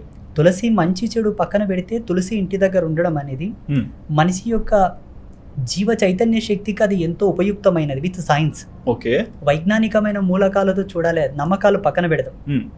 వైజ్ఞానికమైన మూలకాలతో, ఫార్ములాస్తో కనుక చూస్తే ప్రతి ఇంటి ముంగట్లో తులసి ఉండడము ఆ ఇంటి యజమానికి అనుకోండి, ఆ ఇంటి సంతానానికి అనుకోండి, ఎన్నో లాభాలు ఉన్నాయి. ఫ్రీ లాభాలు. ఇన్వెస్ట్ చేయకుండా, డబ్బులు పెట్టి కొనకుండా ఎన్నో లాభాలను ఆస్వాదించవచ్చు. దాన్ని విశదీకరించి చెప్తే 1 hour 2 hours టైం పడుతుంది తులసి మీద. అంతకన్నా 1000 of ఎంత డెప్త్గా మన వాళ్ళు దార్శనికతతోటి రీసెర్చ్ చేస్తే ఆ ప్లాంట్ని అక్కడ పెట్టమని చెప్పి ఉంటారు. ఎగ్జాక్ట్లీ, నేనేదో వాళ్ళు ఇచ్చిన జ్ఞానం చెప్తున్నానండి, కానీ కొన్ని లక్షల సంవత్సరాల నుంచే మన వాళ్ళు తులసి పూజించడం ఆచరణలో పెట్టారు. తులసితో పాటు బిల్వంతో కూడా పూజ చేయాలంటారు. సో ఈ బిల్వం యొక్క ప్రాధాన్యత ఎలా వచ్చింది అంతగా? బిల్వం అనేది చలువకు ప్రతిరూపం. చలువ ప్రకృతిలో ఎప్పటికెప్పుడు ప్రకృతిని సమసమానమైన స్థితిలో ఉంచడానికే మన వాళ్ళు కొన్ని పత్రములను, పుష్పములను, కొన్ని ఫలములను, కొన్ని విధములైన ద్రవ్యములను పూజా మందిరంలో ఉంచి అక్కడ ఉంచడం వల్ల వాటిలో ఉండే తేజస్సు, ఆ జీవకళ, ఆ చలవదనం గాలిలో కలిస్తే దాన్ని మనం పీల్చడం ద్వారా మన శరీరము, ఆరోగ్యం స్వస్థతగా ఉంటాయని చెప్పి చాలా దూరదృష్టితో చూశారు మన వాళ్ళు. ఓకే, సో ప్రతి దానికి కూడా ఒకటి ఉంది, అది కేవలం మన కొరకే. మరి ఈ తులసి చెట్టులో కొందరు ఇళ్లలో వింటుంటారు మనకు అచ్చు రాదు అంటారు. ఈ అచ్చు రాకపోవడం అంటే ఏంటి? శాస్త్రీయంగా మనం ధార్మికంగా చూస్తే నాన్ వెజ్ ఎక్కువ తినేవాళ్ళు దాన్ని ఉంచుకోకపోవడం మంచిది అని చెప్తాను నేను. 1%. ఇన్ కేస్ మాకు నమ్మకాలు లేవండి, ఆరోగ్యం కొరకు ఉంచుకుంటున్నామంటే ఉంచుకోవచ్చు. కేవలం ఒక మంచి ఎయిర్ ప్యూరిఫైడ్గా అది పనిచేస్తుంది, మాకు స్వచ్ఛమైన గాలిని ఇస్తుంది, నెగిటివిటీని అంతా తీసుకొని పాజిటివిటీగా కన్వర్ట్ చేసి ఇస్తుంది అంటే పెట్టుకోండి. దట్స్ వన్ ప్లాంట్, ఒక హర్బ్ అంతే. ఓకే, మీరు ఆధ్యాత్మికమైన నమ్మకాలు అందులో ఇంప్లిమెంట్ చేసి చూస్తున్నారనుకుంటే మీకు నాన్ వెజ్ తిన్నప్పుడు కొంత అవాయిడ్ చేయండి, దాని దగ్గరికి వెళ్ళొద్దు, పూజలు చేయొద్దు. శుచిగా ఉన్నప్పుడు వ్రతములు, నోములు, పర్వదినాల్లో శుచిగా అభ్యంగ స్నానం చేసుకొని కాళ్ళకు పసుపు పెట్టుకొని మడిగట్టుకొని శాస్త్రీయంగా వెళ్ళి పూజలు చేయండి, మళ్ళీ తర్వాత పక్కకు వచ్చేసేయండి. ఇప్పుడు కొంతమంది ఎక్కువగా మీలాంటి వాళ్ళని కలుస్తుంటారు, కొన్ని విషయాలకు ఒక సమాధానం తెచ్చుకుంటారు. దీన్ని 2 విధాలుగా విభజించవచ్చు. మంచి వాళ్ళు మంచిగా చెప్పారు, బాగా నమ్మారు అని. నెగటివ్ పీపుల్ ఏం చేస్తారు, మూఢనమ్మకాలను పాటిస్తున్నావు, ఇట్లుండి ఇట్లనే అయిపోతుంటా ఉంటారు. అసలు ఈ మూఢనమ్మకం అంటే ఎలా వచ్చిందంటారు? నేనే అడుగుతాను, మూఢనమ్మకం అంటే ఏం చెప్పండి. అంటే ఇప్పుడు కొన్ని జరగవు. ఇప్పుడు ఎగ్జాంపుల్ కొన్ని చెప్తాను. కొంతమంది ఉంటారు, స్టేజ్ ఎక్కువ నీకు ఇట్లా అంటా నీకు ఆరోగ్యం క్లియర్ అయిపోతుంది అంటారు. ఇంకొంతమంది ఉంటారు, మృత్యుంజయ హోమం చేపిస్తాను, చావు పోస్ట్పోన్ అయిపోతుంది అని కూడా అంటారు. ఇవన్నీ మూఢనమ్మకాలు, నీకు అర్థం కావట్లేదు, నీ పని నువ్వు చేసుకుంటూ వెళ్ళు, ఇటువంటివి ఎక్కువ తలలోకి ఎక్కించుకోవద్దు అంటారు. ఈ మూఢనమ్మకం అంటే ఏంటి? సైన్స్ గొప్పది, సైన్స్ చాలా అవసరం మానవాళికి. సైన్స్ నమ్మదగినదే, నమ్మవచ్చా? నమ్మొచ్చు కదా. ఫ్లైట్లో కూర్చున్నప్పుడు కొన్ని గైడ్ లైన్స్ ఇస్తారు. ఎందుకు ఇస్తారు? జాగ్రత్తగా ఉండడానికి. జాగ్రత్త ఎందుకండి మరి సైన్స్ గొప్పదైనప్పుడు? అంటే జస్ట్ ఇంటిమేషన్ అంతే. ఇది కూడా అంతేనండి. ఇంకొక విషయం, ఒక డాక్టర్ ఆపరేషన్ చేసేటప్పుడు గ్యారంటీ అంటే షూరిటీ సిగ్నేచర్ పెట్టుకుంటాడు. Why? Just safe side. No, నమ్మకం లేదు ఆయనకు. ఓకే. యా, ఈనాడు సైన్స్ డెవలప్ అయ్యింది, టెక్నాలజీ పెరిగింది, మరి క్యాన్సర్ హాస్పిటల్స్లో అందరికి ఎందుకు క్యూర్ అవ్వట్లా? మెంటల్ డిసార్డర్తో బాధపడుతున్న వాళ్ళు ఎందుకు క్యూర్ అవ్వట్లా? ఎర్రగడ్డ మెంటల్ హాస్పిటల్ ఇంకా పేషెంట్స్ పెరుగుతున్నారు కానీ ఎందుకు తగ్గట్లా? టెక్నాలజీ పెరిగింది కదండి. నమ్మకాలు పక్కన పెడదామండి. దీని యొక్క నమ్మకాల యొక్క అస్తిత్వం, మూలం, నమ్మకం అనే దానికి కనీసమైన విలువ కూడా ఎవరికి తెలియదు. అసలు స్పిరిచువాలిటీ అంటే ఏందో కూడా చాలా మందికి తెలియదు. ఎందుకు వాడాలి, ఎందుకు దేవుళ్ళను మొక్కాలి, దేవుళ్ళకు మొక్కవలసిన కాన్సెప్ట్ ఏంటి, ఎందుకు ఋషులు ఈ పూజలు ప్రవేశపెట్టారన్నది కూడా 99% ప్రజలకు తెలియదు. మీ ప్రకారం ఇది సత్యం. అయితే నేనేమంటానంటే, ఈ ప్రపంచంలో అనుకుంటే అన్ని నమ్మకాలే, అనుకోకపోతే అన్ని మూఢనమ్మకాలే. ఏది నమ్మకం కాదు, ఏది మూఢనమ్మకం కాదు. ఆయా సమయాన్ని, ఆయా సందర్భాన్ని అనుసరించి ప్రామాణికతతో కూడినది నమ్మకం, అప్రమాణమైనది అని కూడా అపనమ్మకాలే, మూఢనమ్మకాలే. ఓకే. అది కేవలం పూజలు, దేవుళ్ళు అనేది కాదండి. ఎవ్రీ డిపార్ట్మెంట్లో ఉంటుంది అది. నేను ఈరోజు ఉదయం వేరే ప్రోగ్రామ్కి నేను టైం ఇచ్చాను, అక్కడ నుంచి ఇక్కడికి రావాలి. ఆ ప్రోగ్రామ్కి రైట్ టైంకి వెళ్ళాను, కానీ అక్కడ ప్రోగ్రామ్ సరైన సమయాన్ని కండక్ట్ కాలేకపోయింది, కొంత ఆలస్యమైంది. ఆలస్యమైంది నేను వాళ్ళని తిట్టకూడదు. నమ్మకంగా వచ్చాను, కానీ వాళ్ళ నమ్మకానికి టైం ఇవ్వలేదు, కొంత ఆలస్యమైంది 15 minutes. నేను వాళ్ళని తిట్టకూడదు, తిట్టాల్సిన రూల్ లేదు అక్కడ. అయిపోతుంటే క్యాజువల్, అది అర్థం చేసుకునే తత్వం. మనం ఈ హోమం చేసిన తర్వాత మనకు మంచి జరగలేదు, నీకు అనవసరం, నువ్వు చెయ్యాలి అంతే, నువ్వు చెయ్యాలి అంతే. ఏదండి ఈ ప్రపంచంలో నమ్మకం చెప్పండి? ఏది నమ్మకం? మనుషుల మధ్య లేదు అసలు, ఏది నమ్మకం లేదు అసలు. అవును. ప్రతిదీ కూడా మానవుడు ఒక కాన్సెప్ట్ని అనుసరించి, ఒక థియరీని అనుసరించి చేస్తున్నాడు. బట్ అది సక్సెస్ అవ్వచ్చు, కాకపోవచ్చు. ఎనీ ఇష్యూ ఆల్సో, ఎనీ ప్రపంచంలో అన్నీ కూడా. అట్లని మీలాంటి పెద్దలు ఏం చేస్తారంటే దేవుళ్ళ మీదనే పడిపోతారు. మూఢనమ్మకాలు, మూఢనమ్మకాలు, మూఢనమ్మకాలు. చూడండి, మీ టెక్నాలజీ భూమికి పరిచయమై, మానవాళికి పరిచయమై సుమారుగా రఫ్లీ 300 years, 300 సంవత్సరాలు కాదు, 300 సంవత్సరాలు అనుకుందాం. మానవుని యొక్క అస్తిత్వం 300 సంవత్సరాల నుంచే ఉందా? ఎన్నో వేల సంవత్సరాలు, లక్షల సంవత్సరాలు కాదు, కోట్ల సంవత్సరాలు. డైనోసార్స్ ఏ సంవత్సరంలో, అంటే ఎన్ని సంవత్సరాల క్రితం బతికాయి మీరు చెప్పగలరా? డైనోసార్స్, డ్రాగన్స్ ఎన్నో లక్షల సంవత్సరాలు. సైన్స్ ఏం చెప్తుంది మీకు తెలుసా? ఏమన్నా తెలుసా? తెలియదు, చెప్పండి. 320 కోట్ల సంవత్సరాల ముందు ఉండేవట. ఓకే. ఏంటివి? డైనోసార్స్. శ్రీకృష్ణుడు బాలప్రాయంలో ఏ జంతువులను చంపాడు ఒకసారి సినిమా చూడండి. అన్ని డైనోసార్స్ని పోలిన జంతువులే ఉంటాయి, పెద్ద పెద్దవి. అంటే ఇప్పుడు డైనోసార్స్ ని కృష్ణుడు చంపారా? సమ్ ఆ పీరియడ్స్లో నుంచి కూడా ఇండియన్ చారిత్రక ఆధారాలు ఉన్నాయి, భారతీయమైనటువంటి ఆధారాలు, కట్టుబాట్లు, ఆచారాలు, ధర్మములు ఉన్నాయి. హిందూయిజంలో ఉండే దేవుళ్ళు, నమ్మకాలు, విశ్వాసాలు అప్పటి నుంచే ఉన్నాయి, నిన్న మొన్న వచ్చినాయి కాదు కదండి వల్ల. అవును. నాకు ఒక క్వశ్చన్ ఉంటుంది. రుక్మిణీదేవి దుర్గాదేవి వ్రతం చేసిందని పురాణాల్లో ఉన్నాయి, ఆ వ్రతమే ఇప్పటికి చేస్తున్నాం. మళ్ళీ ఇప్పుడు రుక్మిణీదేవి చేసింది తప్పంటారా? లేదు. సత్యభామాదేవి ఈ వ్రతం చేసిందని, చారుమతిదేవి వ్రతం చేసిందని అప్పటి నుంచి చెప్తూ వస్తే ఇప్పటి వాళ్ళు చేస్తున్నారు. మరి ఎప్పటి నుంచి వచ్చాయనుకుంటారు ఈ నమ్మకాలన్నీ? కొన్ని కోట్ల సంవత్సరాల నుంచి, లక్షలు కాదు కోట్లు, కొన్ని కోట్ల సంవత్సరాల నుంచి వచ్చిన విశ్వాసాలని నిన్న మొన్న పుట్టిన నీ టెక్నాలజీని అడ్డం పెట్టుకొని అపనమ్మకం అంటే ఎట్లా? తప్పే. నీకు నమ్మకం లేకపోతే నమ్మొద్దు, నీకు నమ్మకం లేకపోతే నమ్మొద్దు. ఈనాడు రుద్రాక్ష వేసుకోవడం కూడా అపనమ్మకం అంటారు, మూఢనమ్మకం అంటారు. ఈ రుద్రాక్ష మీద నువ్వు రీసెర్చ్ చేయి కదా. ఇందులో కూడా పంచముఖ, ఒక ముఖమా, రెండు ముఖమా ఇట్లా అంటారు. ఇన్ని ఫేసెస్ ఎందుకు వచ్చాయి?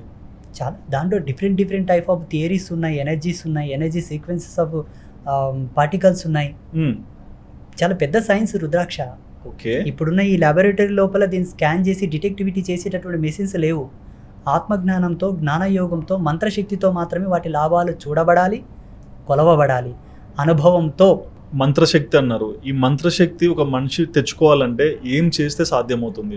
సదాచారం చేయాలి, ఆ మంత్రధర్మానికి కట్టుబడి బ్రతకాలి, మంత్రం ఒక రకంగా ఉంటుంది, నేను ఒక రకంగా తింటాను, తాతాను, నా ఇష్టం వచ్చినట్లు తిరుగుతాను, మళ్ళీ ఏదో దొంగ జపం కొంగ జపం చేస్తుంటే సిద్ధించదండి.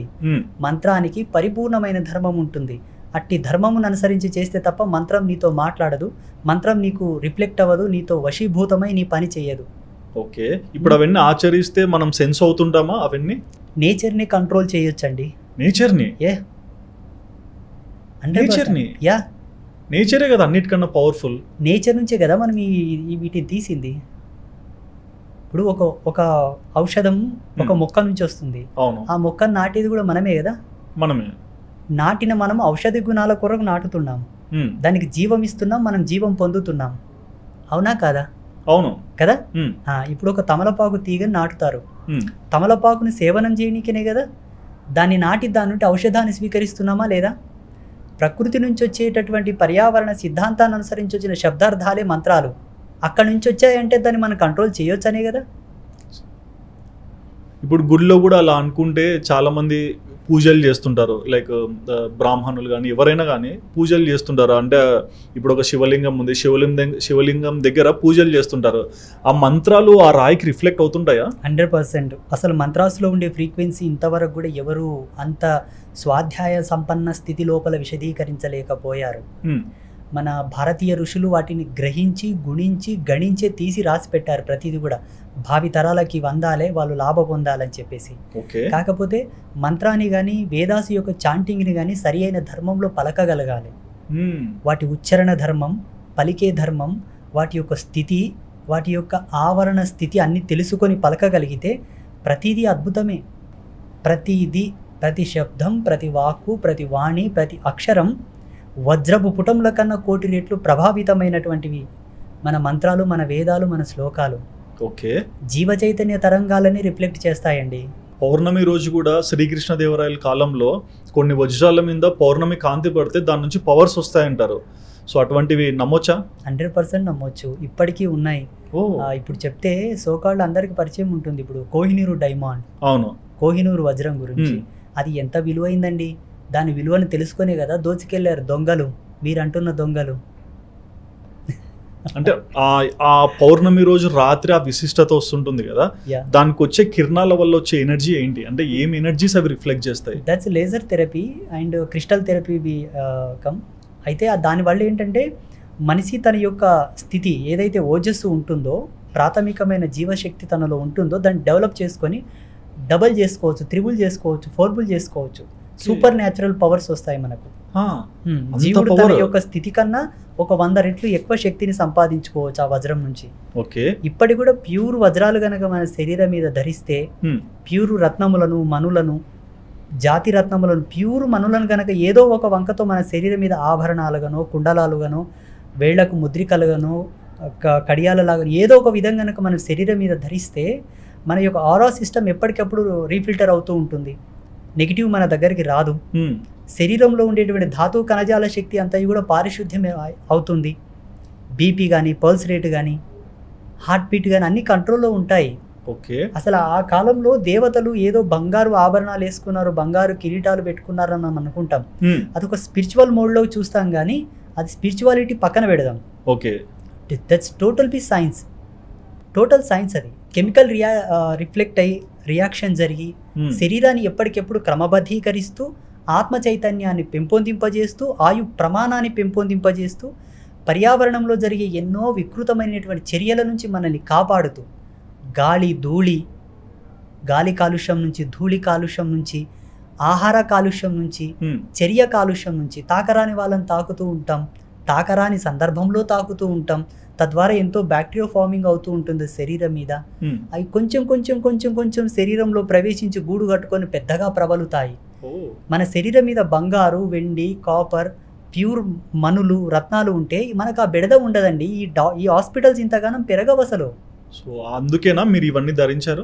నేను ధరించడం అంటే నా పద్ధతులు వేరు.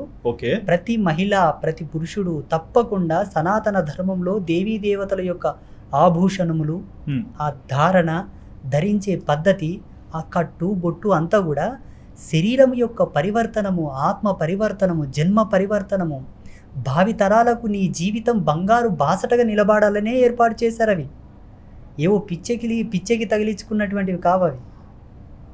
మనము వాటన్నిటినీ తీసి పాడేసి ఇవన్నీ ఏదో విధంగా హేయంగా తూలనాడి పక్కన పెట్టేస్తుంటారు. కానీ ఎన్ని జన్మలెత్తితే ఇంత జ్ఞానం రావాలండి? అవును, ఎన్ని జన్మలెత్తితే ఇంతటి పరివర్తనం రావాలి? అలా చూసుకుంటే అంటే ఇప్పుడు శక్తి పీఠాలకి చాలా పవర్ ఉంటుందంటారు. మీరు కూడా శక్తి పీఠాలు త్రిశక్తి పీఠంలో ఉంటున్నారు. అసలు ఒక శక్తి పీఠం విశిష్టత జనాలకి ఎలా అర్థమవుతుంది? శక్తి పీఠంలో ఉండే విశిష్టత సాక్షాత్తు శివుడికి తెలుసు, మానవాళికి తెలియదు. ఓకే, శివుడికి తెలిసే భూమి పరివర్తనంలోకి వచ్చి, భూగోళం పరివర్తనంలోకి వచ్చి, భూమి మీద జీవం యొక్క విస్తరణ జరిగినప్పటి నుంచి సమ్ క్రోడ్స్ ఆఫ్ ఇయర్స్ నుంచి కూడా శక్తి పీఠాలు ఉన్నాయి. కానీ ఇప్పుడు ఆ శక్తి పీఠాలకే సరి అయిన మర్యాదలు లేవండి. నేను ఈ మధ్యలో చాలా శక్తి పీఠాలను చూస్తున్నాను. ప్రసిద్ధ దేవాలయాలన్నీ కూడా డెవలప్డెడ్గా ఉన్నాయి, పెద్ద పెద్ద రాజగోపురాలతో, శిఖరాలతో, బంగారు తొడుగులతో ఉన్నాయి. కానీ అమ్మవారి శక్తి పీఠాలు వెలవెలబోతున్నాయండి. పేరుకు శక్తి పీఠాలు, గుళ్ళు చిన్న చిన్నగా. ఇందులో ఒక తప్పితం ఉన్నది. చెప్పండి. పెద్దలు దీన్ని గ్రహించగలగాలి, తప్పుగా భావించుకోవద్దు.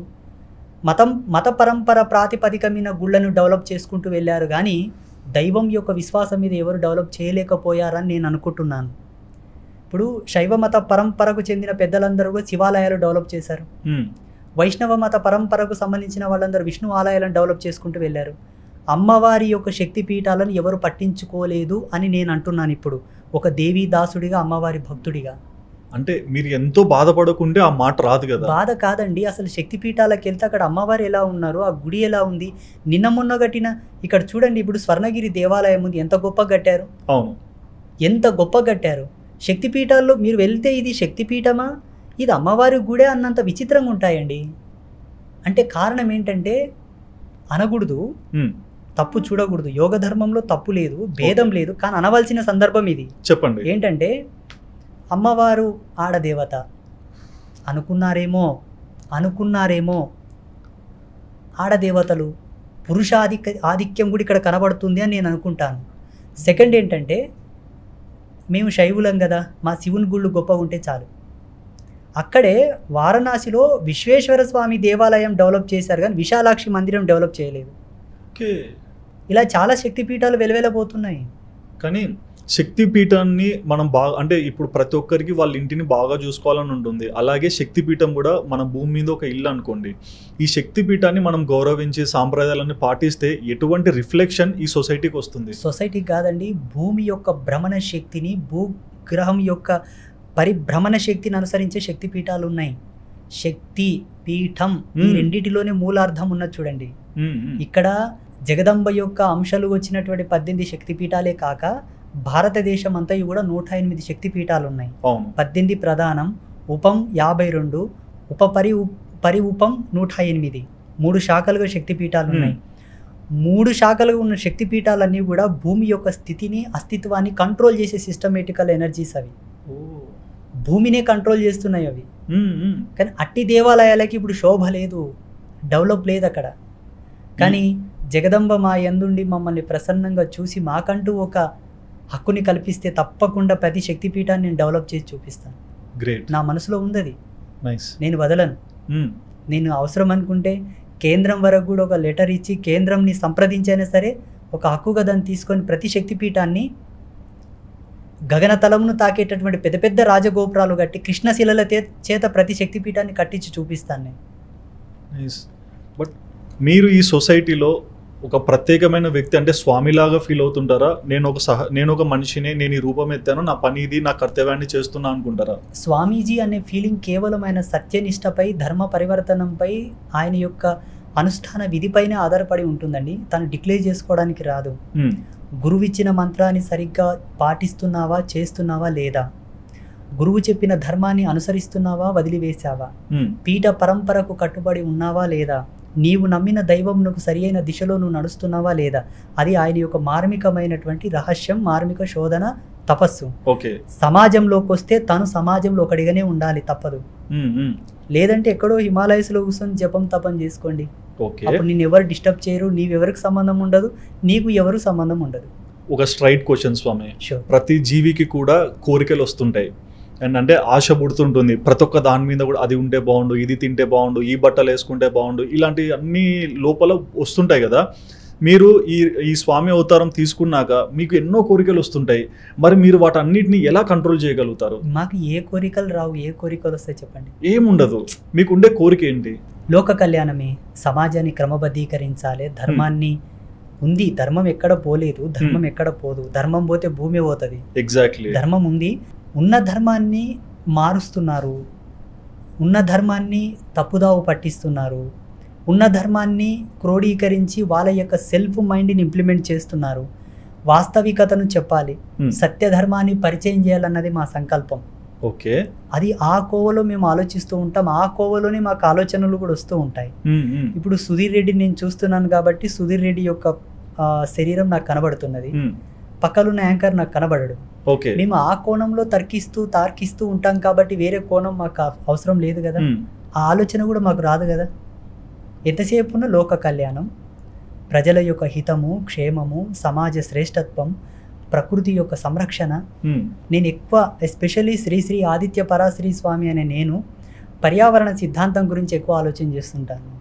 ప్రకృతి సంరక్షణ మీ ద్వారా, మీ స్టూడియో ద్వారా ప్రతి యువతకు నేను చెప్తున్నాను, ప్రకృతిని కాపాడండి, లేకపోతే భావితరాలు బహు దుర్లభం, బహు దుర్భరం. అంటే నేను మీ మాటకి ఒకటి సింగ్ చేయగలుగుతాను. ఒకప్పుడు సత్యయుగం మొదలైనప్పుడు ప్రకృతిలో మనుషులు నివసించేవారని విన్నాను. త్రేతాయుగం, ద్వాపర యుగం అయిపోయాక కలియుగం వచ్చాక ప్రకృతి మనుషుల్ని దూరం పెట్టి దూరం వెళ్ళిపోయిందని వింటున్నాను. ప్రకృతి ఉంది, మనమే ప్రకృతికి దూరం, ప్రకృతే మనుషుల్ని దూరం పెట్టిందని వింటున్నాను. లేదు, మనం పోతున్నాం. ప్రకృతి ఎప్పుడు మనల్ని దూరం పెట్టదు. ప్రకృతి ఎందుకు దూరం పెట్టదంటే, ప్రకృతి మన తల్లి ఎప్పుడు బిడ్డలను దూరం పెట్టదు. ఎందుకంటే తల్లి ప్రేమకు మనం వెల కట్టలేము, అది కష్టం. ప్రకృతి పెద్దది. ఇప్పుడు ఆ ప్రకృతి మా తల్లి ఏడుస్తుంది. ఇప్పుడు బిడ్డలారా, నన్ను మీరు కోల్పోతున్నారా, నన్ను వినాశనం చేయకండిరా, నన్ను బ్రతికించండిరా, మిమ్మల్ని బ్రతికిస్తానని ఏడుస్తుంది ఇప్పుడు ప్రకృతి తల్లి. మేము ప్రతిరోజు చూస్తుంటాం. ఒక ప్లాంట్ దగ్గరికి వెళ్ళిన తర్వాత, ఒక వృక్షం దగ్గరికి వెళ్ళిన తర్వాత దాంతో సంభాషించే గుణం ఉండాలి, దాని భాషతో కనెక్ట్ అయ్యేటటువంటి జ్ఞానం ఉండాలి, ఆ టెక్నాలజీ ఉండాలి, ఆ దార్శనికత ఉండాలి. అవన్నీ చూసే కదా రావి చెట్టుకు పూజలు చేయమని చెప్పారు మన వాళ్ళు. ఎగ్జాక్ట్లీ, మన జెనెటిక్ థియరీకి, మన జెనెటిక్ ఫార్మింగ్ కి సంబంధించిన ఎనర్జీస్ అని మనకు లభ్యం అవుతున్నాయి ఫ్రీగా, వితౌట్ కాస్ట్. అవును, డబ్బులు చెల్లించకుండానే ఒక 5 ప్రదక్షిణలు చేయరా నాయన, నీ ఆరా అంతా రీప్లేస్మెంట్ అవుతుంది, రిఫ్లెక్ట్ అయ్యి మొత్తం అంతా కూడా క్రమబద్ధీకరించబడుతుంది, రీసైకిల్ అవుతుంది, నెగిటివిటీ పోయి పాజిటివిటీ వస్తుంది, జీవ చైతన్య శక్తి అంతా కూడా పరిపూర్ణం అవుతుందనే కదా రావి చెట్టుకు తిరగమని చెప్పారు. ఆ దార్శనికత వాళ్ళ లోపలికి రావాలంటే దాంతో సంభాషించాలి కదా. అవును, చెట్టుతో మాట్లాడారు, పుట్టతో మాట్లాడారు, జంతువులతో మాట్లాడారు, అన్నిటితో మాట్లాడే వాటికి పూజలు పెట్టారు మన వాళ్ళు. ప్రతి ఒక్క దాని కూడా ఒక విశిష్టత క్రియేట్ చేశారు. చేయలేదు, తీసుకున్నారు. అదే తీసుకున్నారు. ప్రతి గుళ్ళో కూడా నేను చూస్తాను, ఏదో ఒక జీవి ఉంటుంది, అంటే జంతువు ఉంటుంది, ఆవు ఉండొచ్చు, పిల్లి ఉండొచ్చు, లేకుంటే అక్కడ ఉండే కుక్కలు ఉండొచ్చు. అంటే దైవంతో పాటు దైవంకి ఇష్టమైన జంతువుల్ని కూడా గుడి దగ్గరికి రాణిస్తుంటారు. దీంట్లో నేను మీ ఆశ్రమంలో చూసింది, మీరు పిల్లులు వచ్చాయి కదా 3, సో 3 రంగులు కనిపించాయి. సో ఏంటి ఆ విశిష్టత? అక్కడ అమ్మవార్లు 3 ఉంటారు, మహాకాళి, మహాలక్ష్మి, మహాసరస్వతి. ఆ 3 అమ్మల యొక్క స్వరూపకంగానే 3 జంతువులు, 3 జంతువులు కూడా 3 కలర్లతో, ఎగ్జాక్ట్లీ అమ్మవార్ల లాగానే. అక్కడ కుక్కలు కానివ్వండి, పిల్లులు కానివ్వండి, గోవులు కానివ్వండి, అన్నీ 3 కలర్లతో ఉంటాయి, 3 వర్ణంలతో ఉంటాయి. అది జగదంబ యొక్క లీల. నేను ఇక్కడ ప్రత్యక్షంగా ఉన్నానురా, 3లారా గమనించానురా అని ఆమె ఆ జీవరాశుల మీద ఆవరణమై చూపిస్తూ ఉన్నది. ఇప్పుడు మీరు జగదాంబ గారిని లేకుంటే ఎల్లమ్మ దేవతని బాగా మొక్కుంటారు కదా, సో మీకు ఎటువంటి అనుగ్రహాలు మీరు చూస్తుంటారు లోపలైనా? విశ్వ కళ్యాణ నిమిత్తమై మేము దర్శించిన అనుభవాలు అజేయం, ఓకే, అమోఘం, అద్వితీయం. ప్రస్తుత సమాజం కొరకు మేము దర్శించిన దర్శనాలు అద్భుతాలు చాలా ఉన్నాయి, చాలా అద్భుతాలు ఉన్నాయి. అవన్నీ కూడా భావితరాలు సుస్థిరమై సమాజంలో తల్లి తత్వం ప్రపంచములోనే గొప్పది, తల్లి యొక్క ఆరాధన విశిష్టమైనది. హరిహర బ్రహ్మలను మనం పూజిస్తున్నామండి. హరిహర బ్రహ్మలు ఎవరిని కొలిశారో ఒకసారి చరిత్ర చూడండి, చరిత్ర కాదు సారీ, గ్రంథాల పరిశీలన చేయండి. తల్లిని కొలిచారా? అమ్మనే కొలిశారు. ఓకే, అమ్మ ఆరాధనకి ఈనాడు సమాజం దూరమైంది కాబట్టి ఉంది. అమ్మవారి పూజలు కూడా చేస్తున్నారు, సమసమానమైన ఆరాధనలే మన సనాతన ధర్మంలో ఉన్నాయి, హెచ్చుతగ్గులు లేవు. కాకపోతే కొన్నింటిని లోతుగా పరిశోధించి చూస్తే ఎందుకో ఈ స్త్రీ అంశమైన దేవతలను కొంత తక్కువనే చేశారేమో అనిపిస్తుంది నాకు శక్తిపీఠాలను చూస్తే. ఎందుకండి అసలు భారతదేశంలో దేనికి తక్కువ లేదు, దేనికి తక్కువ లేదు. అవును, మన భారతదేశ చరిత్రలో ప్రతి గుడిని ఒక స్వర్ణ మకుటంతో తీర్చిదిద్దవచ్చు, ప్రతి గుడిని బంగారు తాపడాలతో వర్ధిల్లింపజేయవచ్చు. అందున శక్తిపీఠాలంటే భూమి ఆరంభ దశ నుంచి ఉన్నాయి. ఇంకెంత డెవలప్ కావాలండి? సూపర్ డెవలప్ చేయొచ్చు. వజ్రపు పుటములు పొదిగినటువంటి రాజగోపురం మీద కలశాలు ప్రతిష్ఠించవచ్చు, వజ్రాలు పొదిగిన కలశాలు పెట్టవచ్చు. కానీ ఏముందండి అక్కడ? ఏం లేదు. నిన్న మొన్న కట్టిన గుడులన బంగారు కలశాలతో విరాజిల్లుతూ ఉన్నాయి. ప్రతి సంవత్సరం మహా కుంభాభిషేకాలతో అమోఘమైన పూజలతో వర్ధిల్లుతూ ఉన్నాయి. కానీ అక్కడ ఏం చేయరండి. అమ్మవారికి సమర్పించిన పూలమాల 2 రోజులు అయితే కూడా తీయరు శక్తిపీఠాల్లో. ఇక్కడ మీరు ఈ మాట అంటున్నప్పుడు నాకు ఒకటి అర్థమవుతుంది. అంటే మనం చూస్తున్న జీవరాశుల్లో ధనికుడు ఎప్పుడు రిచ్ అయిపోతుంటాడు, పేదవాడు ఎప్పుడు పేదవాడు అవుతుంటాడు. అంటే ఇట్లా కంపేర్ చేస్తే బాగా పేరు మోసిన గుళ్ళన్నీ పేరు పెంచుకుంటూనే వెళ్తున్నాయి, నిలబడిపోయిన గుళ్ళన్నీ అక్కడే నిలబడుతున్నాయి. సో ఎందుకు దేవుడు సృష్టించిన ఈ భూమి మీద తనకిట్లా జరిగేదాన్ని మార్చుకోలేకపోతున్నారు? భగవంతుడు మార్చాలే మార్చకూడదు అనేది ఆయనకు సంబంధించిన విషయం కాదు. ఇది మనకు అవసరం అనుకున్నది ప్రతిదీ కూడా మనం పరివర్తనలోకి తెచ్చుకుంటున్నాము. శక్తిపీఠాలను వీళ్ళు ఎందుకు పట్టించుకోవట్లేదు, ఎందుకు చూడట్లేదు అన్నది వాళ్ళ యొక్క వాళ్ళ విఘ్నతకు వదిలివేద్దాం. కానీ ఈనాడు తీసుకోవాల్సిన అవసరం చాలా ఉన్నది. పాకిస్తాన్లో హింగ్లాజ్ మాత దేవాలయం ఉంది. అవును, ఏదో దేశం యొక్క విభజన తర్వాత అమ్మవారిని పట్టించుకోలేదు మన ఇండియన్స్. కానీ భారతీయ గవర్నమెంటు వాళ్ళతో మాట్లాడి ఆ శక్తిపీఠం మీద పూర్తి హక్కు మనం తీసుకుంటే చాలా పవర్ఫుల్ శక్తిపీఠం అది. అక్కడ కూడా ఒక అద్భుతమైనటువంటి కార్యాచరణ చేయవచ్చును. ఆ దిశగా మన వాళ్ళు ఆలోచించాలి. ఇలా కోల్పోతూ పోతే అన్నీ కనుమరుగైపోతూ ఉంటాయి. కాకపోతే సమాజంలో ప్రతి ఒక్కటి కూడా సమసమానమైన దృష్టికోణంతో చూడాలి. అది స్వామీజీలదే ప్రథమ బాధ్యత, పీఠాధిపతులదే మొదటి బాధ్యత. ఎందుకంటే మాలాంటి వాళ్ళు ప్రవచనాలు చెప్తుంటే కొన్ని లక్షల మంది మోటివేట్ అవుతూ ఉంటారు. చెప్పే వ్యక్తి ఒక దేవుణ్ణి ఎక్కువ హైలైట్ చేసి చెప్పాడనుకోండి, ఈ జనాలకి ఏం తెలుసండి, ఆయన చెప్పిందే ప్రామాణికత అనుకొని దాని వెంటనే ఫాలో అప్ అవుతూ ఉంటారు. ఇప్పుడు చూడండి, ఒక 20-30 సంవత్సరాల క్రితం అరుణాచల గిరి ప్రదక్షిణకు అంత ప్రత్యేకత లేదు. ఒక 30 సంవత్సరాల కింద. ఇప్పుడు ప్రతి పౌర్ణమికి అరుణాచల క్షేత్రంలో ఇసుకేస్తే రాలనంత జనం ఉన్నారు. ప్రవచనకర్తల మహిమ. ప్రతి ప్రవచనకారుడు అరుణాచల గిరి ప్రదక్షిణ మహత్యం, అరుణాచలేశ్వరుని యొక్క వైశిష్ట్యం వీళ్ళు చెప్పడం ద్వారా వీళ్ళందరూ దానికి మోటివేట్ అయ్యి కన్వర్ట్ అవుతున్నారు. సత్యాన్ని తెలుసుకొని కూడా ఒకదానికే ప్రాధాన్యత ఇచ్చే మొగ్గులో వెళ్ళిపోతున్నారు సమాజం అంతా కూడా. కానీ ప్రతి దేవత కూడా మన యొక్క శరీరంలో ఎనీ పార్టికల్స్కి, ప్రతి అవయవ కేంద్రకానికి, శరీర నిర్మాణ దశకు సర్వ దేవతలు మనకు అవసరం. ఒక దేవతతో మనకు పని జరగదు కాదు. ఓకే. అండ్ ఇప్పుడు దేవుళ్ళని అందరు నమ్ముతాం కదా, రాముడు దేవుడా కాదా? 100% దేవుడు. అయ్యో ఎంత మాట అన్నారండి. సరే, శ్రీరాముడు దేవుడు అన్నారు. మరి మీ ప్రకారము హిందూ ధర్మంలో చాలా మంది నాన్ వెజ్ తింటున్నారు అన్నారు. మరి నాన్ వెజ్ తినడము హిందూ ధర్మానికి సెట్ అవుతుందా కాదా? అదే హిందూయిజంలో నాన్ వెజ్ అనే కాన్సెప్టే లేదండి. లేదు. సరే, మరి నేను పురాతన గ్రంథాలు కొన్ని చూస్తున్నప్పుడు ఆ రోజుల్లో శ్రీరాముడు మనిషి అవతారం ఎత్తి భూమి మీదకి వచ్చాడు కదా. సో ఆయన ఆ రోజుల్లో మాంసం తినేవాళ్ళు, వేటకు వెళ్లే వాళ్ళని విన్నాము. మరి అది కరెక్టా రాంగా? రాముడు మాంసం తినలేదు. పంచభూతాల సాక్షిగా, సర్వదేవతల సాక్షిగా, వేదమాత సాక్షిగా రాముడు మాంసం తినలేదు. యాజ్ ఏ సన్యాసిగా నాకు ఫుల్ నమ్మకం ఉంది. ఎందుకంటే రాముడు దేవుడని ఋషులే పట్టాభిషేకం చేసి యజ్ఞశక్తిని ధారపోశారు. ఋషులంతా అజ్ఞానులు కాదు. నీవు తప్పుండొచ్చు, నేను తప్పుండొచ్చు. గ్రంథాలు కూడా లుప్తమై ఉంటాయండి, మార్చి ఉంటారు. ఎన్ని దండయాత్రలు జరగలేదు, ఎంతమంది చేతికి మన ఎడ్యుకేషన్ సిస్టమ్ పోయింది. భారతీయంలో, హిందూయిజంలో మన యొక్క ఇండియన్ మైథాలజీని ఎంతమంది మార్చలేదు, ఎన్ని గ్రంథాలు తగలబడలేదు. మన విద్యా వ్యవస్థను మొట్టమొదటిసారి భారతదేశం మనకు స్వాతంత్రం వచ్చిన తర్వాత మన విద్యా వ్యవస్థనంతా ఎవరి చేతిలో పెట్టారండి? పొలిటీషియన్స్ కాదు. రిలీజియన్ ప్రకారంగా ఎవరు విద్యాశాఖ మంత్రి? ఫస్ట్ ముస్లిం, ఒక మహమ్మదీయుడు. ఎన్ని గ్రంథాలు తర్జుమా చేసి ఉండలేకపోవచ్చు, ఎన్ని గ్రంథాలు మార్చలేకపోవచ్చు. సుధీర్ రెడ్డిని బ్లేమ్ చేయాలంటే ఒక అంశం చాలు, నీ మీద ఉన్న పాజిటివిటీ పోవడానికి. అది సమాజంలో మానవుని యొక్క కుతంత్రం, కుబుద్ధి అలా జరిగినాయి. కానీ రాముడు మాంసం తినలేదు, రాముడు మాంసం తినడు. ఎందుకంటే అహింసని కనీసం అహింసను కలలో కూడా మరవని ఏకైక పురుషోత్తముడు రాముడు. హింసను కనీసము కలలో కూడా ఊహించుకోలేని ఏకైక పురుషోత్తముడు రాముడు. మరి ఎలా జంతువును చంపి తింటాడండి? నాకు అర్థం కాదు. అహింసను కలలో కూడా మరవనటువంటి పురుషోత్తముడు, అహింసను కలలో కూడా ఊహించుకోలేనటువంటి పురుషోత్తముడు ఒక జంతువును చంపి ఎలా వండుకొని తింటాడండి? ఇప్పుడు మేము చూసాము, మాకు అంటే ఇప్పుడు ప్రవచనాలు వింటుంటాము, దానిలో చాలా మంది చెప్తుంటారు. చెప్పిన వాళ్ళ లోపం, వాళ్ళకు అర్థమైనటువంటి ధర్మలోపం, వాళ్ళు ఊహించుకున్న కోణం ఏ విధంగా ఊహించుకున్నారో, సరే వాళ్ళకి ఎలా అర్థమయ్యిందో. ఇప్పుడు మీరు అన్నట్లు ఎంతోమంది ఋషులు రాసి పట్టాభిషేకం చేశారన్నారు కదా.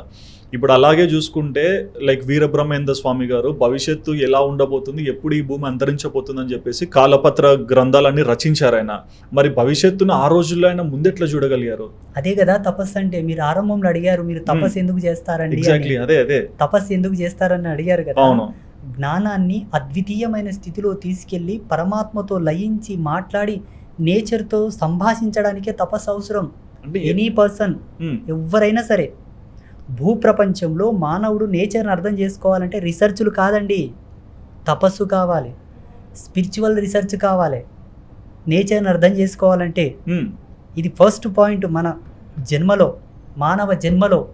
అది పాశ్చాత్యుల, ఇండియన్సా, హిందూయిజమా, ఇంగోయిజమా ఏది కాదు, తపస్సే. ఏంటి తపస్సుకు మూలార్థం? మౌన సంభాషణ, ఆంతరంగిక తర్కం, ఆంతరంగిక సంభాషణ అనే తపస్సు. దానికి ఒక చాంటింగ్ ఉంటుంది, అదే మంత్ర. ఆ చాంటింగ్ కూడా నేచర్తో కనెక్ట్ చేయడానికి ఒక శబ్దార్థాలు కావాలి, కాబట్టి ఇన్నర్ చాంటింగ్ జరగాలి. అందుకే మౌనులై మాలా జపం చేస్తూ తపస్సులో నిమగ్నం అయిపోతుంటారు మన వాళ్ళు. అయితే మీరు అడిగిన విషయం, కాలజ్ఞానాన్ని బ్రహ్మంగారు చెప్పారు, మనకు పరిచయం. కానీ కాలజ్ఞానము కన్నా 1,000,000 రెట్లు విలువైన వేద విజ్ఞానాన్ని ఎవరిచ్చారు? మన వాళ్ళు ఇచ్చారు. ఎక్కడి నుంచి తీసుకున్నారు? వాళ్ళు అంటే వాళ్ళ పూర్వీకుల నుంచి రాసుకొని. ఆ పూర్వీకులు ఎక్కడి నుండి తీసుకున్నారు? నాకు తెలియదు. భగవంతు నుంచి తీసుకున్నారు. ఆ భగవంతునికి ఎక్కడి నుంచి వచ్చింది? సెల్ఫ్ డిజైన్డా? మేబీ దేవుడు సెల్ఫ్గా రాశాడా వేదాలని? హయగ్రీవుడు ఋషులకు ఇచ్చాడని ఉందండి. ఓకే, ఋషులు ఇక్కడ ఇచ్చారని ఉన్నది. హయగ్రీవుడికి ఎక్కడి నుంచి వచ్చాయి వేదాలు? వేదమాత ఇచ్చింది. వేదమాత ఎవరు? ప్రకృతి. మొత్తం connected with nature. Yes, any particle, ప్రతి మూమెంట్, ప్రతి మూమెంట్. అలా తపశ్శక్తితో కాలజ్ఞానాన్ని బ్రహ్మంగారు చెప్పగలిగారు. అది అందరికీ సాధ్యం. ఇప్పటికీ ఎంతోమంది సిద్ధ పురుషులు, యోగులు, మాలాంటి తాపసులు, సన్యాసులు ఎంతోమంది భవిష్యత్తును చెప్తున్నారు. అంటే ఇక్కడ నా క్వశ్చన్ కంప్లీట్గా లేదు. దీంట్లో నేను అడిగేది ఏంటంటే, ఒకరు ధ్యానం చేసి ఎన్ని సంవత్సరాల వరకు ప్రయాణం చేయగలుగుతారు? సమ్ ల్యాక్ ఎగో. ల్యాక్? మీకున్న శక్తితో ఎన్ని సంవత్సరాలు మీరు ముందరికి చూడగలుగుతారు? చెప్పడం అవసరమా? అంటే ఆఫ్రికా అని కాదు, జస్ట్ తెలుసుకోవడానికి. ఈ కాలాన్ని బట్టి ఇప్పుడున్న ఈ జనరేషన్స్కి వల్ల అవసరం లేదండి, డెప్త్ సబ్జెక్ట్ అవసరం లేదు. ఎందుకంటే మానవుడు సమసమానమైన పరివర్తనంలో దేన్ని ఆలోచించాడు. అవును. వీటన్నిటిని స్వలాభం కొరకు వాడుతారు. నన్ను కూడా వాడుతున్నారు ఈ మధ్యలో. స్టార్ట్ అయింది. నన్ను ఒక బిజినెస్ పర్పస్ కింద చూస్తున్నారు ప్రతి ఒక్కరు. ఓకే. అందుకే సత్యాన్ని ఎంతవరకు బయటికి తేవాలి అంతవరకే తేవాలి. అనవసరమైన విషయాలు దీంట్లో చెప్పొద్దు. మీరు ఫస్ట్ అడిగిన విషయంలో ఒక చిన్న ఆబ్జెక్టివ్ ఏంటంటే, రాముడి మీద, కృష్ణుడి మీద చాలా మందికి సందేహాలు ఉన్నాయి. మాంసం తిన్నారని, వాళ్ళు క్షత్రియులు కదా, క్షాత్రధర్మంలో మాంసం తినవచ్చు అని ఉన్నది అని చాలా మంది ప్రవచనకర్తలు చెప్పి ఉన్నారు. చూడండి, నేను ఒక మాట చెప్తాను. ఒక ఋషి, నేను ఒక ఋషి ధర్మంలో ఉన్నాను కాబట్టి ఋషి గుణగణాలు నాకు తెలుసు కాబట్టి చెప్తున్నాను. చెప్పిన ప్రవచనకర్తలు ఋషి ధర్మాన్ని, ఋషి స్నానాన్ని, ఋషిత్రయమును, ఋషి పంచకములు ఆచరించే వాళ్ళైతే వాళ్ళు నా జ్ఞానాన్ని ఏకీభవిస్తారు. లేదనుకుంటే వాళ్ళ యొక్క ఆశ్రమ ధర్మాన్ని, వాళ్ళ యొక్క మత పరంపర పెద్దల యొక్క అనుష్ఠాన ధర్మాన్ని అవలంబించే వాళ్ళైతే వాళ్ళ విఘ్నత, వాళ్ళ గొప్పతనం. ఋషి ఎప్పుడే కానీ బీజమంత్ర సంయుక్తంగా స్వాహాకారం చెప్తూ, యజ్ఞశక్తిలో స్వాహాకారం చెప్తూ ఆహుతులు ఇచ్చాడంటే హీఈస్ ద గాడ్. శ్రీరామచంద్ర ప్రభుల వారికి యజ్ఞశక్తితో స్వాహాకారం చెప్పి యజ్ఞశక్తిని ధారబోశారు ఋషులు. కృష్ణ పరమాత్మ కూడా యజ్ఞశక్తిని ధారబోశారు. యజ్ఞశక్తిలో భాగం ఇచ్చారు వాళ్ళకి. శ్రీకృష్ణ పరబ్రహ్మనే నమ స్వాహ, శ్రీరామచంద్ర ప్రభువే నమ స్వాహ. స్వాహాకారం ఎక్కడొచ్చిందో యజ్ఞంలో ఆజ్య సంయుక్తంగా ఏ దేవుని నామాన్ని వాడుతున్నారో he is the God, she is the God. Okay. అంటే వాళ్ళకు బుద్ధి తెలియదా ఈయన మాంసం తిన్నోడు ఎట్లా యజ్ఞశక్తిలో భాగం ఇస్తామని? ఓకే, భృగు మహర్షిని వైకుంఠానికి పంపుతారు కృష్ణ పరమాత్మతోని. త్రిమూర్తులతోనికి వెళ్తాడు, వీరు స్పందించకపోతే లాస్ట్కు కృష్ణ పరమాత్మ విష్ణుమూర్తితోనికి వెళ్తాడు వైకుంఠానికి. అక్కడ భృగు మహర్షి వెళ్ళి అడిగిన సందర్భం ఏమిటి? నిన్ను యజ్ఞకర్తగా యజ్ఞంలో ఆవిర్భాగము స్వీకరించు వాడిగా నిలబడి లోక కళ్యాణమునకు కర్తగా నిలబడాలి కలియుగములని అడగడానికి వెళ్తాడు. మరి రాముడు ఎవరండి? విష్ణుంశ సంభూతుడే కదా. అవును. కృష్ణుడు ఎవడండి? విష్ణుంశ సంభూతుడే కదా. అవును. మరి ఎట్లా అండి అసలు? భగవంతుడు అవతారాన్ని దాల్చి లోక కళ్యాణం కొరకు వచ్చారు, జంతువులను పీక్కు తినడానికి రాలేదు. ఒకానొక సందర్భంలో వశిష్ఠుడు శ్రీరామచంద్ర ప్రభుల వారికి ఒక పరీక్ష పెడతాడు. అది బహుశా రామాయణంలో ఉందో లేదో నాకు తెలియదు. రామాయణం కూడా చాలాసార్లు మార్చారు. ఇప్పుడు మన ఆంధ్రులకు వాల్మీకి రామాయణం ప్రమాణం. అవును. మన ఆంధ్రులకు చాలా ప్రామాణికంగా నమ్ముతారు మన ఆంధ్ర రాష్ట్రం వాళ్ళు. కానీ చాలా అంశాలు లుప్తమైపోయాయి, కనుమరుగు చేశారు. సత్యమైనటువంటి రామాయణం చాలామందికి అందలేదు కూడా. వశిష్ఠ భగవానుడు రామచంద్ర ప్రభుల వారికి పెట్టిన పరీక్ష ఏంటంటే 16 రోజుల వరకు వాయుభక్షణతో ఒక ధ్యానం చేయమని చెప్తాడు. వాయుభక్షణ? ఎస్. శ్రీరామచంద్ర ప్రభుల వారు 41 రోజు మండల కాలం చేసి చూపిస్తాడు. వాయుభక్షణ అంటే ఏంటో చెప్తారా? కేవలం బ్రీతింగ్ మాత్రమే ఉంటుంది, ఏం మీల్స్ తీసుకోవడం. కానీ సాధ్యమైనంత వరకు మాంసభక్షణ చేసిన వాడికి అది సాధ్యం కాదు. ఆ మజిల్స్లో, ఆ శరీరంలో ఆ సెల్స్ ఉంటాయి కదా, తిన్న కణజాల శక్తి ఉండనివ్వదు, కొరుకుతుంటది పొట్టలో. మళ్ళీ ఎలా ఉండగలిగాడు రాముడు? ఇంకా కఠినమైన పరీక్షలకు నిలబడగలిగాడు శ్రీరామచంద్ర ప్రభుల వారు. ఇంకా కొన్ని తాంత్రికమైనటువంటి గుప్త గ్రంథాలను కనుక మనం శోధిస్తే లలితా పరమేశ్వరి యొక్క పురుష స్వరూపమే శ్రీరామచంద్ర ప్రభుల వారు. లలితాదేవి. ఎస్. ఆ కోమలత్వం, ఆ దివ్యత్వం, ఆ సహనం, ఆ ఓర్పు, ఆ వీరత్వం, ఆ శౌర్యం, లలితా పరమేశ్వరిలో ఉండేటటువంటి సమస్త కళలని శ్రీరామచంద్ర ప్రభుల వారిలో ఉన్నాయి. సామాన్యుడు కాదండి రాముడు. అట్ ద సేమ్ శ్రీరామచంద్ర ప్రభుల కంటే 1 కోటి రెట్లు కృష్ణుడు గొప్పవాడు. 1 కోటి రెట్లు? ఒక్కసారి కృష్ణ పరమాత్మ యొక్క శిరస్సు మీద నెమలిపించాన్ని మీరు పరిశీలించండి. ఏ దేవునికన్నా నెమలిపించముంటుందా శిరస్సు మీద? స్వర్ణ మకుటములు ఉన్నాయి, విభిన్నమైనటువంటి కిరీటములు ఉన్నాయి, విభిన్నమైనటువంటి మకుటములు ఉన్నాయి, రకరకాలుగా వాళ్ళ యొక్క అవతారమునకు సంబంధించినటువంటి దర్పణానికి అనుగుణంగా ఉన్నాయి కిరీటాలు. ఒక్కొక్క కిరీటం ఒక్కొక్క యాంగిల్లో ఉంటుంది. మనం ఏదో కిరీటం పెట్టుకున్నాం అనుకుంటాం, కానీ అందులో పొదిగిన మనులు, ఆ యొక్క సింబాల్స్, గుర్తులుంటాయి కొన్ని. అవును. రకరకాలుగా కిరీటాలు ఉంటాయి. కానీ ఏ దేవత కిరీటం మీద కూడా నెమలిపించం ఉండదు, ఒక్క సరస్వతికి కృష్ణ పరమాత్మకు తప్ప. అంత గొప్పవారు. యా. అటువంటి దేవుళ్లను మాంసం తిన్నాడు అనడం ఎంతవరకు సబబు చెప్పండి? తెలియని వాళ్ళు చెప్పి ఉన్నారేమో, నాకు తెలియదు. ఎవరు చెప్పారు? పెద్దలు చెప్పారా, చిన్నలు చెప్పారా, నాస్తికులు చెప్పారా, ఆస్తికులు చెప్పారా, మాకు తెలియదు. ఒక బాలబ్రహ్మచారిగా, శ్రీమన్ మహాదేవి యొక్క దాసుడిగా కృష్ణుడు కానీ రాముడు కానీ మాంసం తినలేదు. ఇక ఎవరికి కన్ఫ్యూజన్ అవసరం లేదు. సరే, వన్ ఫైనల్ క్వశ్చన్. యా. బ్రహ్మచర్యంలో ఉంటే ఏదైనా సాధించగలుగుతారని చాలా మంది చెప్తుంటారు. ఎగ్జాంపుల్ గా చెప్పాలంటే పిఎం నరేంద్ర మోడీ కూడా ఇప్పుడు ప్రైమ్ మినిస్టర్ అయ్యారు, ఆయన బ్రహ్మచర్యంలో ఉన్నాడు కాబట్టి అన్నారు. మీ ప్రకారము బ్రహ్మచర్యము మనిషికి అంత పవర్, అంత పేరు ఇస్తుందా? ఎస్, సూపర్ న్యాచురల్ పవర్స్ వస్తాయి ఒక వ్యక్తికి. ఫర్ ఎగ్జాంపుల్, ఒక వ్యక్తి సహజ సిద్ధంగా 61 రోజు గనక ఆ స్థితిలో ఉండగలిగితే, తన మైండ్లో ఏదైనా ఆలోచించింది అనుకోండి, 199% అది జరగాలి, తప్పదు. నేచర్ సపోర్ట్ చేస్తుంది. వై? ద ఎనర్జీ పార్టికల్స్ అనేటివి నేచర్లో యాడ్ అవుతాయి. నేచర్లో యాడ్ అవ్వడానికి కారణం మన చుట్టూన ఆరా సీక్వెన్సెస్ అని కూడా నేచర్తో కనెక్ట్ అవ్వడానికి ప్రయత్నం చేస్తూ ఉంటాయి. నేచర్ నుంచి ఆ సపోర్ట్ మనకు తీసుకుంటాయి. ఇది యోగ సంధాన కర్తృత్వంలో యోగులు చాలా గొప్పగా చెప్పారు. దీని గురించి, మెడిటేషన్ థియరీ గురించి, ధ్యానం గురించి చాలా గొప్పగా చెప్పారు మనకు. పతంజలి యోగ సూత్రాల్లో ఉన్నది. ఎన్నో అనంతమైనటువంటి జ్ఞాన సంపద మనది, చిన్నది కాదు. ఒకదానితో చెప్పారు, ఇంకో దాంట్లో చెప్పాలని లేదు. మళ్ళా అర్థం అవ్వలేదు చాలామందికి. చెప్పేవాళ్ళు కూడా స్వలాభాన్ని ఇంప్లిమెంట్ చేసి చెప్పారు. అది దౌర్భాగ్యం మన హిందూయిజంలో. కానీ మాలాంటి వాళ్ళు అనుకోండి, నాలాంటి వాళ్ళు అనుకోండి, కొంతమంది పక్షపాతరహితంగా మాట్లాడే వాళ్ళ జ్ఞానాన్ని తీసుకోరు సమాజం. ఎగ్జాక్ట్లీ. నేను ఏ దేవుడిని తక్కువ చేయను, ఏ దేవుడిని గొప్ప చేయను. ధర్మం ధర్మమే. సమస్త దేవతలందరూ కూడా మన కొరకే ఉద్భవించారు, మన కోసమే వాళ్ళు అవతారాన్ని తీసుకున్నారు. లేకపోతే వాళ్ళకి పని పాట లేదా? అమరత్వాన్ని పొందినటువంటి భగవానుడు మన కొరకు అవతారం ఎత్తి, అవతార సమాప్తి చేసుకొని, మళ్ళీ అవతారం ఎత్తి ఈ దశావతారాలు తీసుకొని అసురులతోనూ పోరాడి, ఏంటిది అసలు? భగవంతుడు రావడమే ఒక అద్భుతం మన కొరకు. ఆయా యుగ ధర్మాన్ని అనుసరించి ఆయా యుగమునందు ఆయా జనులను పావనం చేయుటకు. ఇది మానవాళి అంతయు కూడా గర్వంగా చెప్పుకునే విషయం. ఇది ఒక అవతారం తక్కువ, ఇంకొక అవతారం ఎక్కువ అని మాత్రం అనకూడదు. ఒక దేవుడు తక్కువ, ఇంకొక దేవుడు గొప్ప అని కూడా అనకూడదు. ఆడదేవతలు గొప్ప, మగదేవతలు గొప్ప అని కూడా అనుకోకూడదు. అన్నీ సమసమానమైనటువంటివే, కానీ పక్షపాతంతో మాత్రం వ్యవహరించకూడదు. Okay, thank you so much Swami, చాలా విషయాలు షేర్ చేసుకున్నందుకు. అండ్ ఈ వీడియో చూసే వాళ్ళందరికీ మీరు ఏమైనా సజెషన్ చెప్పాలనుకుంటున్నారా?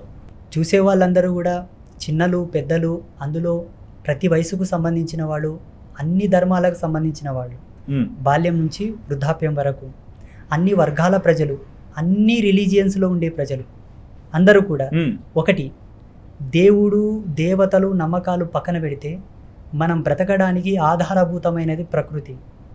దయచేసి ప్రకృతిని కాపాడండి. ప్రకృతిని గనక కాపాడకపోతే భవిష్యత్తు బహు దుర్లభం. ఈనాడు కోట్లు సంపాదించి మీ పిల్లలకి ఇవ్వచ్చు, ₹1 సంపాదించి మీ పిల్లలకి ఇవ్వచ్చు, మీ యొక్క స్థాయిని బట్టి. ఎందుకు ఇస్తున్నారు? వాళ్ళు చల్లగా ఉండాలని. వాళ్ళు చల్లగా ఉండాలంటే ప్రకృతి సపోర్ట్ చేయాలి.